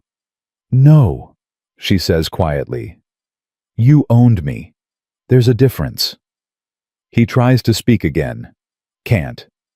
The light fades from his eyes. Thomas Rowan is dead. Eliza feels Cole's arms around her, feels herself shaking. Not crying, just processing. The man who controlled her life for 6 years is gone. Just like that. A bullet and silence. What do we do now? She asks. We walk to Mexico City, find Catherine and Rosa, Make sure that ledger gets published. And then we figure out what comes next. They start walking. Leave Thomas's body in the desert for the vultures. Behind them, dawn is breaking over the horizon. 3 hours later, they find Catherine and Rosa at a small church on the outskirts of Mexico City. Catherine is talking to a man in expensive clothes, a newspaper editor, judging by the ink stains on his fingers. "Is it done?" Eliza asks. Catherine turns. Relief floods her face. "You're alive. I thought... Thomas is dead. Cain killed him." "Cain? Marcus Cain." Turns out loyalty has a price, and Thomas couldn't afford it anymore. The editor steps forward. "Mrs. Rowan, I'm Eduardo Salazar. I run the largest newspaper in Mexico. Mrs. Morrison has shown me the ledger. If even half of what's in here is true..." "It's all true. Every word." "Then tomorrow's front page will change everything. I'm sending copies to every major paper in America. The New York Times, the Washington Post, the San Francisco Chronicle. By this time tomorrow, Thomas Rowan's empire will be exposed." "Thomas Rowan is dead." Salazar blinks. "Then we'll expose his empire anyway. The judges he bought, the politicians he controlled, the system that protected him. This is bigger than one man, Mrs. Rowan. This is about holding power accountable." Eliza nods. "Then publish it. All of it. Let the whole world see what I saw. It will destroy reputations, end careers, possibly trigger investigations across 3 states." "Good." Salazar smiles. "You're a brave woman, Mrs. Rowan." "My name is Eliza. Just Eliza. Not Mrs. Rowan. Not anymore." Catherine puts a hand on Eliza's shoulder. "The name Rowan died with Thomas. You're free to be whoever you choose now." "I'm not sure who that is yet." "Then you have time to figure it out." They spend the night at Catherine's house in Mexico City. It's elegant, refined everything Eliza's mansion in Red Hollow was, but without the undercurrent of violence. Cole sleeps on the couch. Rosa takes a guest room. Eliza lies awake, staring at the ceiling, trying to believe it's really over. Around midnight, she gives up on sleep, walks to the kitchen, finds Catherine already there drinking tea. "Can't sleep either?" Catherine asks. "No, it takes time. After my husband died, I spent months waiting for the other shoe to drop, waiting for Thomas to come for me next." She pours Eliza a cup. "But eventually you realize you're actually safe. And then the real work begins." "What work?" "Figuring out who you are when you're not defined by fear." Eliza sits, wraps her hands around the warm cup. "I killed 2 men." "I know." "Does it get easier?" "No, but it gets manageable. You learn to live with it, to understand that sometimes violence is the only answer to violence." "That's not very comforting." "It's not meant to be. It's meant to be true." Catherine sips her tea. "My husband used to say that justice isn't clean. It's messy and complicated and often unfair. But it's better than the alternative." "What's the alternative?" "Silence. Letting men like Thomas Rowan destroy lives unchecked." Catherine meets Eliza's eyes. "You didn't stay silent. That took courage." "Or stupidity. Sometimes they're the same thing." The next morning, the newspaper hits the streets. The headline screams in bold type, "Texas Land Barons' Empire of Corruption Exposed." Below it, excerpts from the ledger. Names, dates, crimes, everything. By noon, it's in every paper across Mexico. By evening, American newspapers are picking it up. The story spreads like wildfire. Judge Carver resigns before he can be arrested. 3 senators issue statements denying involvement. The federal government announces a formal investigation. Thomas Rowan's assets are frozen. His ranch is seized. His name becomes synonymous with corruption. And in a small house in Mexico City, Eliza Rowan watches her old life burn to ashes on newsprint. "How does it feel?" Cole asks. "Strange. Like I'm watching someone else's story." "It's your story. You made this happen. We made this happen." He wraps an arm around her shoulders. "So what now?" "Now I testify. Catherine says the investigators want my statement, want me to explain how I found the ledger, what I saw, what I know. That'll take months. I know. You'll be famous. Every paper in America will want your story. I don't want to be famous. I just want to be free. Cole is quiet for a moment. And when it's all over, after the trials and investigations and testimony, what then? Eliza turns to look at him. Then I start over, build a new life. Maybe teach, maybe write, maybe just exist without someone controlling every breath I take. Sounds lonely. It doesn't have to be. Eliza, I'm not asking you to stay, Cole. I know you have your own path, but I'm also not pretending I don't want you to. He takes her hand. California's still an option. So is Mexico City. You want to stay here? I want to go wherever I can be myself. And if that includes you, then yes. I want that. Cole pulls her close. I've been running for a long time. From my past, from responsibility, from connections. Maybe it's time I stopped. You sure about that? No, but I'm willing to try. They stand there holding each other, watching the sun set over a city that represents everything they fought for. Freedom, truth, justice. A chance to be something other than what they were. Rosa appears in the doorway. There's someone here to see you both. They turn. Daniel Hayes stands there hat in hand, looking older and more tired than Eliza remembers. Hayes, Cole says, what are you doing here? What are cleaning up the mess you two made? But he's smiling. The federal government is launching the biggest investigation in Texas history. They want Eliza to testify. They want Cole to testify. They want everyone who touched that ledger to tell them everything. We will, Eliza says. I know. That's why I came. To make sure you survive long enough to do it. He hands Cole a badge. You're officially reinstated as a federal marshal, effective immediately. Cole stares at the badge. I don't want this. Tough. The system failed you once. This is our chance to make it right. By putting me back in a system that's still broken.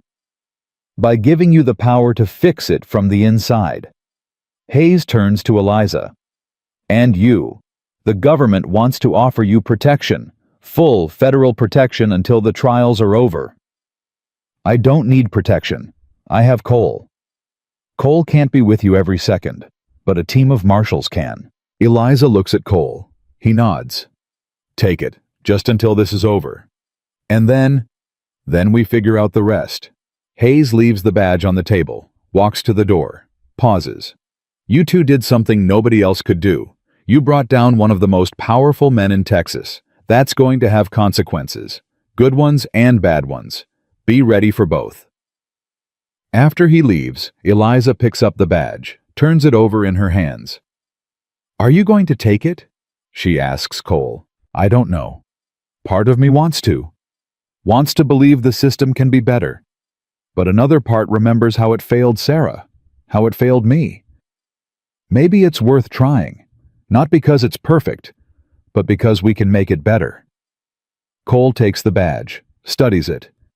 My sister used to say that hope wasn't about believing things would work out.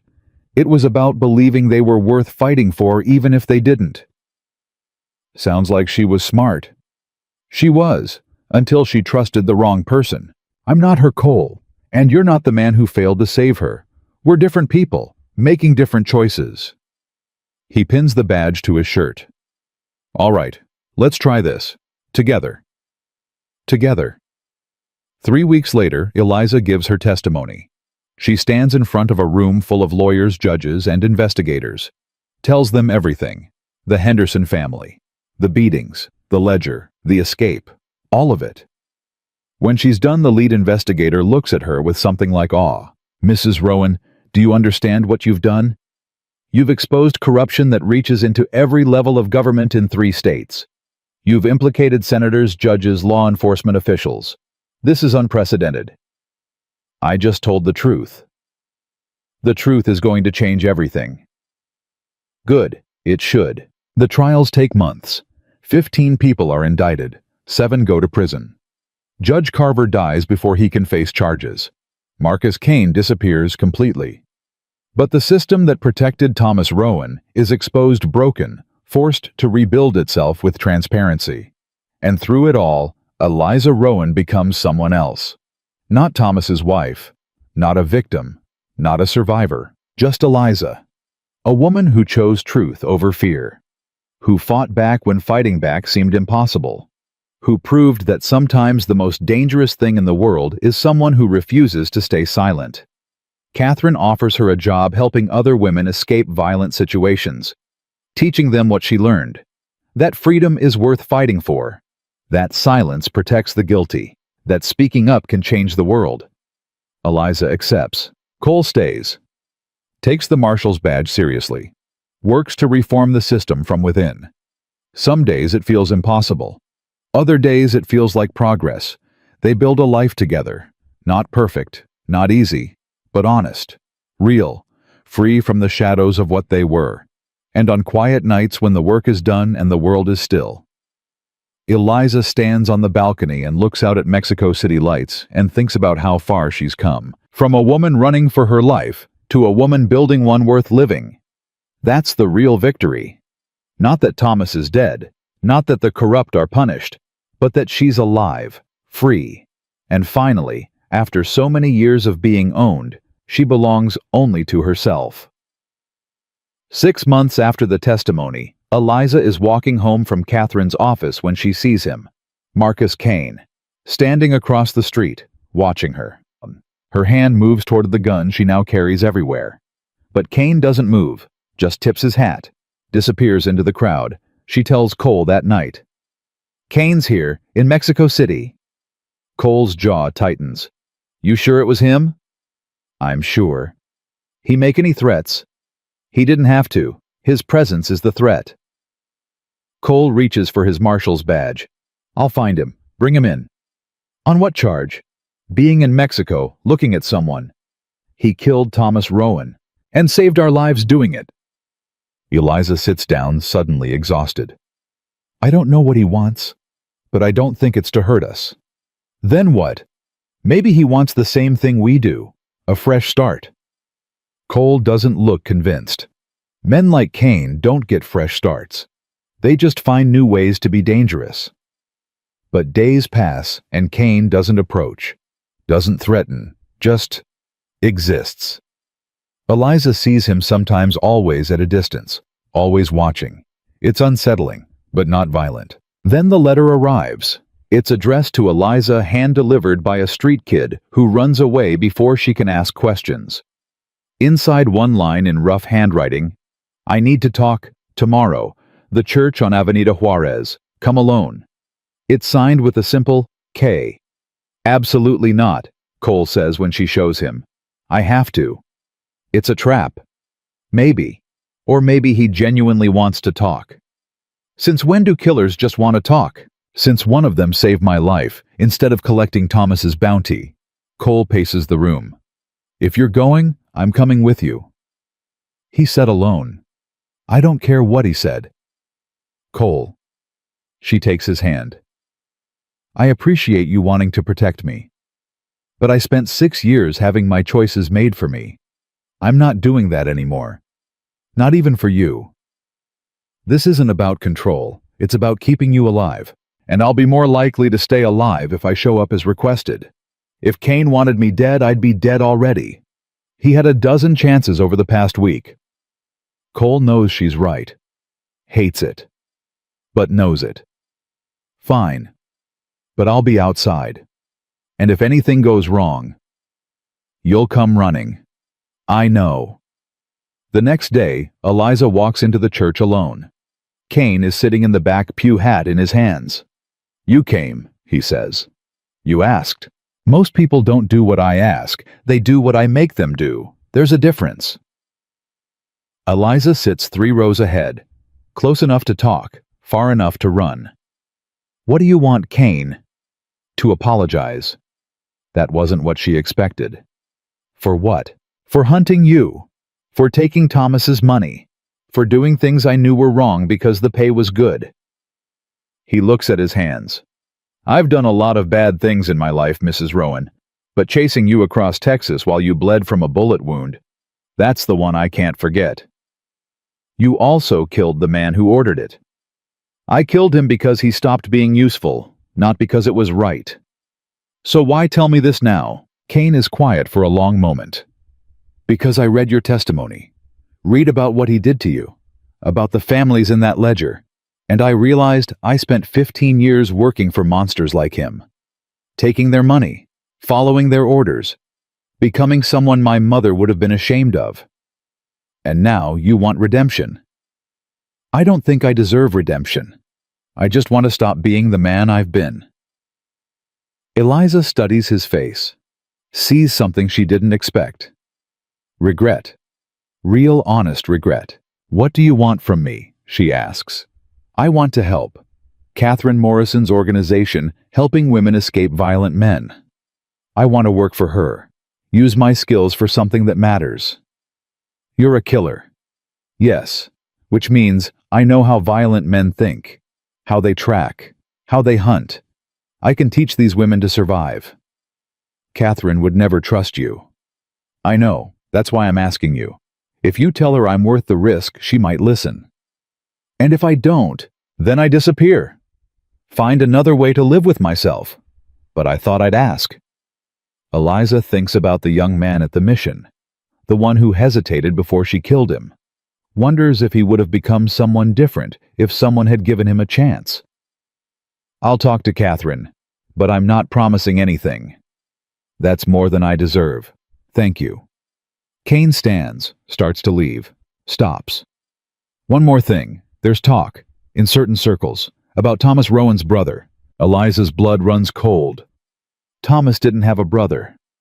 Half-brother, different mother, lives in California. James Rowan. And he's not happy about what happened to Thomas's empire. Word is, he's been asking questions, hiring people, making plans. What kind of plans?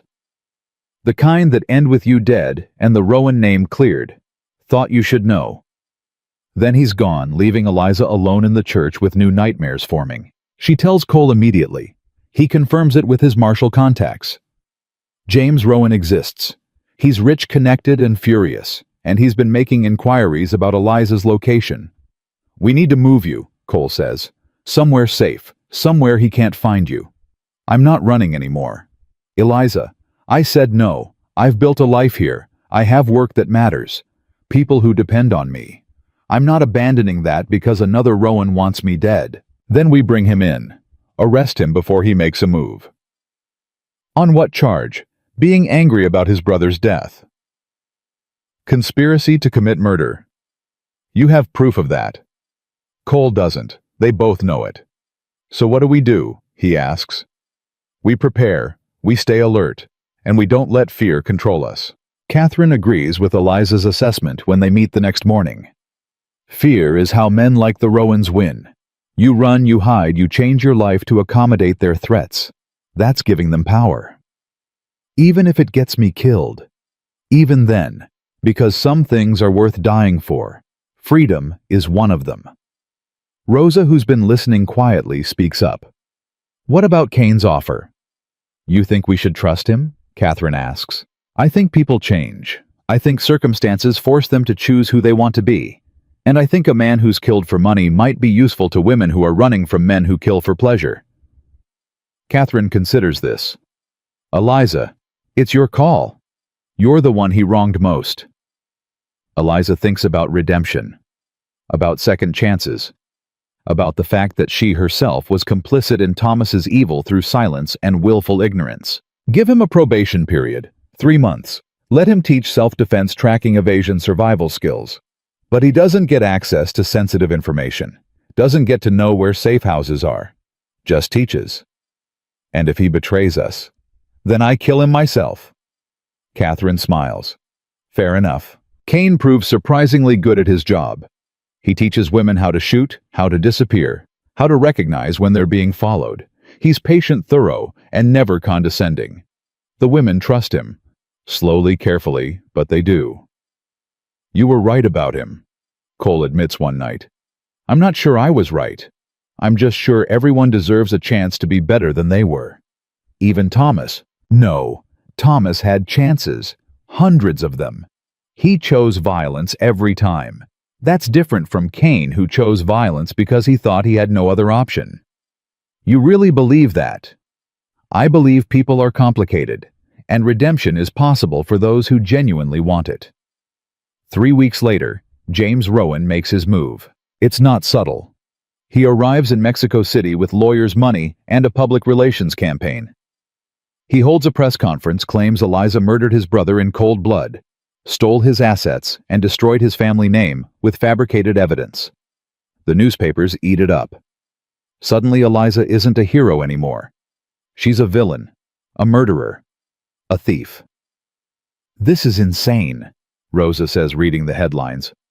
"Everyone saw the ledger. Everyone knows what Thomas did." "They know what we told them Thomas did," Catherine corrects. "James is planting doubt, making people question if the evidence was real. If Eliza had ulterior motives. It's smart, vicious, but smart." "So how do we fight it?" Eliza asks. "We don't. We let the evidence speak for itself. But the evidence isn't speaking loud enough. Public opinion is shifting. Some papers start running stories questioning the ledger's authenticity. James Rowan is charming, well-spoken, and presents himself as a grieving brother seeking justice. Then the lawsuits start. Civil suits, wrongful death, defamation, asset recovery. James is suing everyone. Eliza, Catherine, the newspapers that published the ledger excerpts, even the Mexican government for harboring a fugitive. "This is going to bankrupt us," Rosa says. "That's the point," Catherine replies. "He can't kill Eliza without making himself look guilty. So he'll destroy her financially, socially, legally. Make her wish she was dead." "Can he win?" Eliza asks. "In court, no.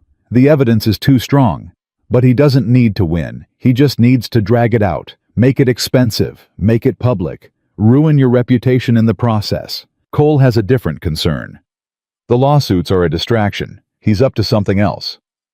"Like what?" "I don't know, but men like James Rowan don't operate in the open unless they're hiding something in the shadows." He's right. 2 days later, one of Catherine's safe houses is raided. Not by police, by hired thugs. They trash the place, terrify the women inside, leave a message. This is what happens when you protect murderers. Another safe house is hit the next week. Then another. The women are never physically harmed, but they're traumatized. Some leave the program. Others are too afraid to seek help in the first place. "He's destroying us," Catherine says.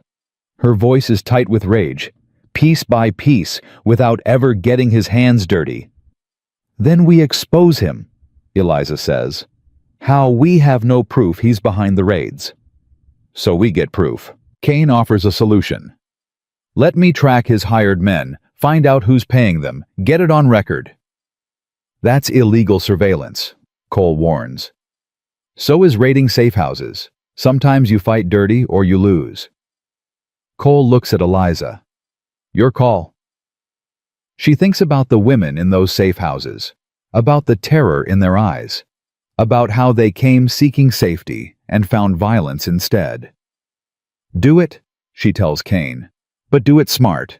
We need evidence that will hold up." Cain disappears for a week. When he returns, he has recordings, photographs, financial records, all pointing to James Rowan hiring gangs to terrorize Catherine's organization. "This is it," Catherine says. "This ends him." They take it to the newspapers, the same ones that questioned the ledger. Front page, Rowan heir caught funding terror campaign against women's shelter. Public opinion swings back, hard. James Rowan goes from sympathetic brother to violent criminal overnight. The lawsuits are dismissed. The raids stop. James disappears back to California, his reputation in ruins. But Eliza knows it's not over. Men like James don't forgive. Don't forget. They just wait. She's proven right 2 months later when she receives another letter. This one's different. No threats. Just a meeting request. James Rowan wants to talk. Face to face. Public place. No weapons. It's a trap, Cole says immediately. Probably, Eliza agrees. But I'm curious what he wants. He wants you dead. Then he's had plenty of opportunities. No, this is something else. She agrees to meet. A cafe. Middle of the day. Catherine and Cole watching from separate tables. Kane positioned outside. James Rowan arrives exactly on time. He's younger than Eliza expected. Maybe 30. Handsome in the same way Thomas was polished, confident, entitled. Mrs. Rowan, he says, sitting down. It's just Eliza now. I'm not a Rowan anymore. No, you destroyed that name. Made it synonymous with corruption and murder. Your brother did that himself. I just exposed it. James signals for coffee. Takes his time adding cream sugar. I came to make you an offer. I'm listening. Drop the remaining civil suits. Stop giving interviews about Thomas. Let the Rowan name fade from public consciousness. In return, I leave you alone. Forever. No more raids. No more press campaigns. No more anything. That's it. You just want me to be quiet. I want my family's legacy to be something other than what you've made it. Thomas was my half-brother. We shared a father, but nothing else. I barely knew him. But his actions have destroyed my business, my reputation, my future. All because of that ledger. All because of what he did, Eliza corrects. I didn't create those crimes. I just revealed them. Semantics. The point is, I'm willing to let this go if you are. Eliza studies his face. Sees sincerity there. Also sees calculation. What happens if I say no? Then this war continues. I have resources, patience, and unlike Thomas, I'm smart enough to stay within the law while destroying you. You hired thugs to terrorize women. Allegedly. Never proven in court. Kane has recordings that any decent lawyer can suppress as illegally obtained evidence. James leans forward. I'm not my brother Eliza. I don't beat women. Don't murder families. But I will protect my name. And right now, your continued public presence is preventing that. So you want me to disappear? I want you to move on. Build your new life. Do your good work. Just do it quietly. Eliza thinks about the families in the ledger. About the women Catherine helps. About the responsibility that comes with telling the truth. No, she says. No. I didn't survive Thomas Rowan and cross the desert and testify in court just to be silenced by his brother. The Rowan name deserves to be destroyed. It was built on blood and corruption. And I will spend the rest of my life making sure no one forgets that. James's mask slips. Just for a second. Eliza sees the rage beneath. The entitlement. The belief that he deserves better than what the truth gave him. You're making a mistake, he says quietly. I've made plenty of mistakes. This isn't one of them. He stands. Drops money on the table. Then I'll see you in court. And in the newspapers. And in every public forum where I can remind people that you're a murderer who destroyed a good man's legacy out of spite. Thomas wasn't a good man, and I have the ledger to prove it. You have a book full of allegations. That's all it is. Allegations from a bitter wife who wanted revenge. Allegations backed by confessions, financial records, and 15 people currently in prison for crimes they committed on Thomas's orders. James's smile is cold. We'll see what the public believes in the end, truth or the narrative I create. He leaves. Cole appears at Eliza's side immediately. You okay? I'm fine, but he's going to make this ugly. Let him try. We've got truth on our side. Truth doesn't always win, Cole. You know that. Maybe not. But it's worth fighting for anyway. James launches his campaign the next week. He's everywhere, newspapers, speaking tours, interviews. He presents himself as the victim of a vindictive woman who destroyed his family. Some people believe him, more than Eliza wants to admit, but others don't. The families Thomas destroyed start speaking out. The people who lost loved ones. The communities that were terrorized. They tell their stories, loud, public, undeniable. And slowly James's narrative collapses under the weight of accumulated truth. It takes months. But eventually the lawsuits are settled in Eliza's favor. James Rowan's reputation is ruined beyond repair. He moves back to California discredited and isolated. The work continues. Catherine's organization grows. More women find safety. More lives are saved. Kane becomes a trusted member of the team, his past slowly redeemed through present action. And Eliza finds something she never had in Red Hollow: purpose. Not as someone's wife, not as someone's victim, but as herself. A woman who chose to fight and won. One evening, a year after James's final defeat, Cole finds her on the balcony. "You've been quiet tonight." "Just thinking?" About how far we've come. How much has changed." Cole wraps his arms around her from behind. "Any regrets?" "Just one." "What's that?" "That it took me so long to find the courage to leave." "You found it when you needed it. That's what matters."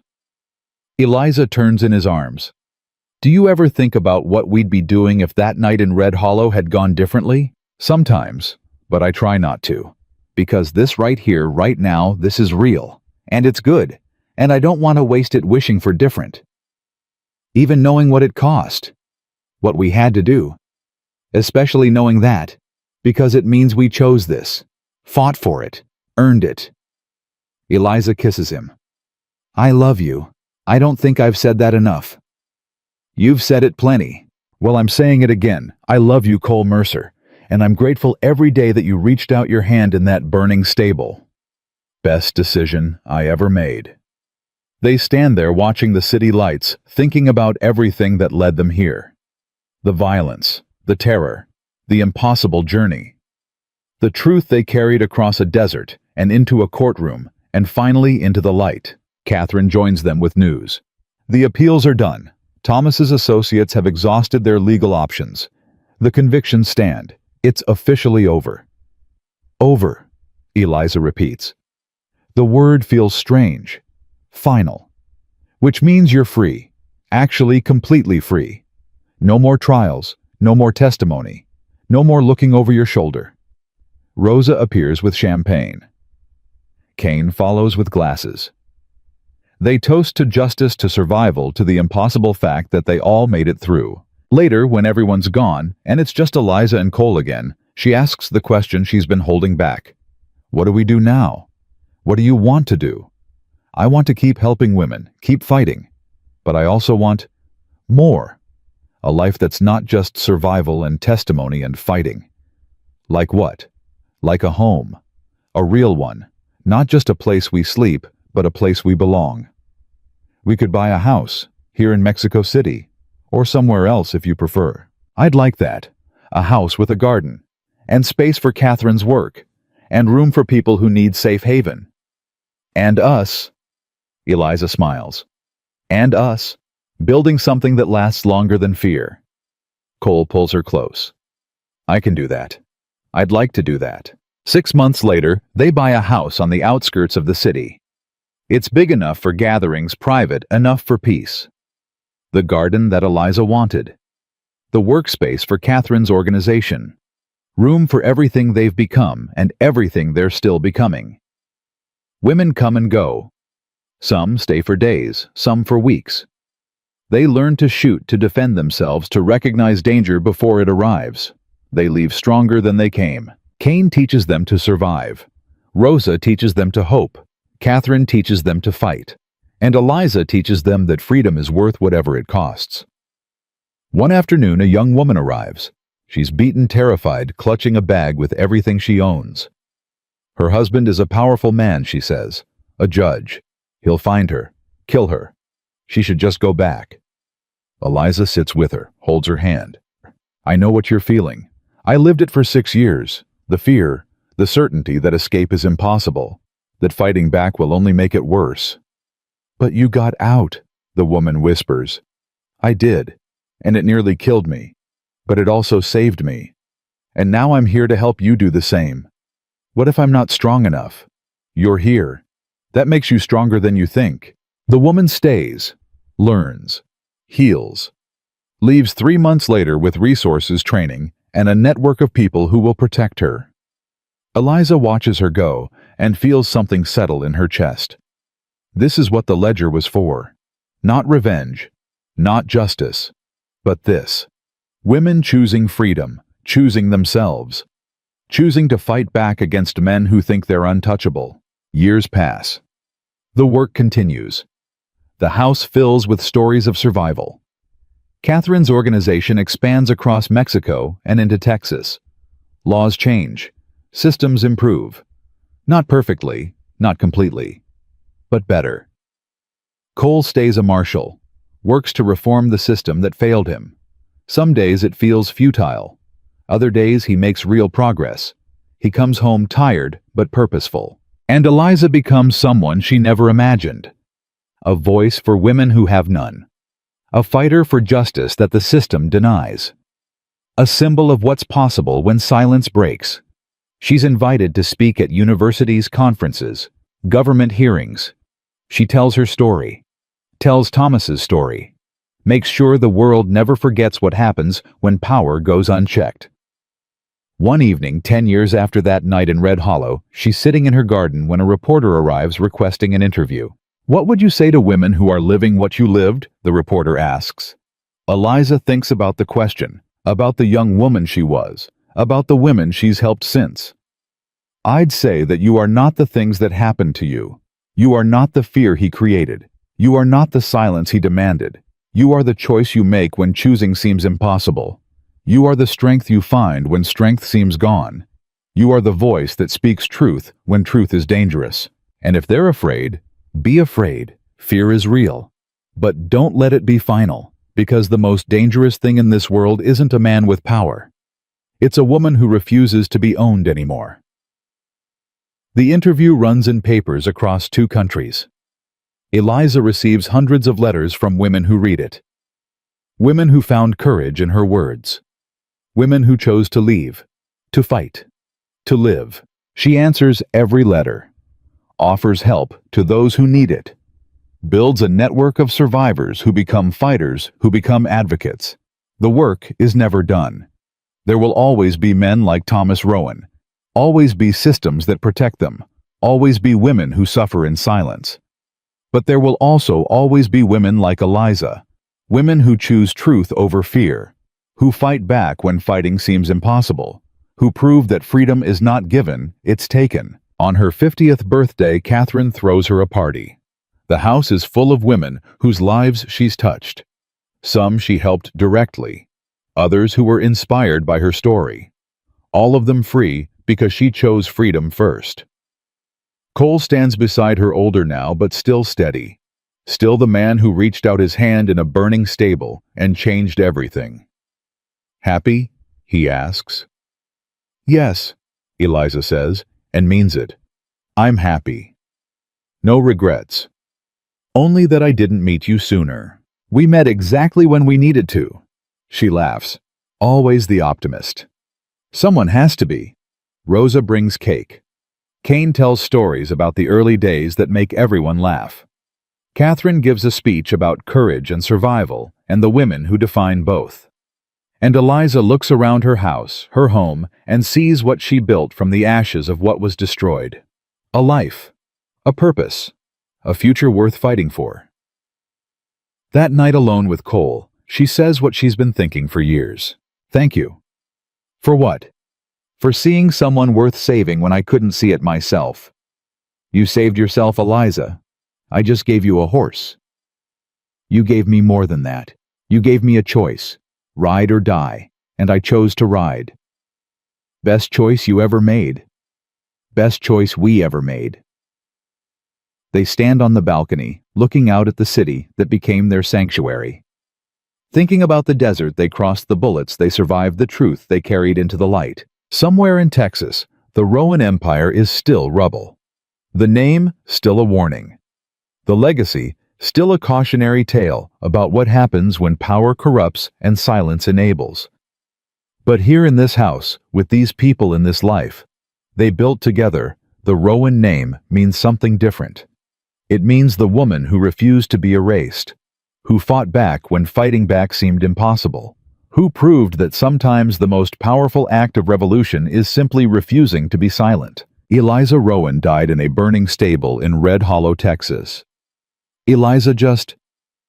Eliza was born in the desert, forged in fire, and became exactly who she was always meant to be. Free, fierce, unbreakable. And that truth, once spoken, could never be taken back.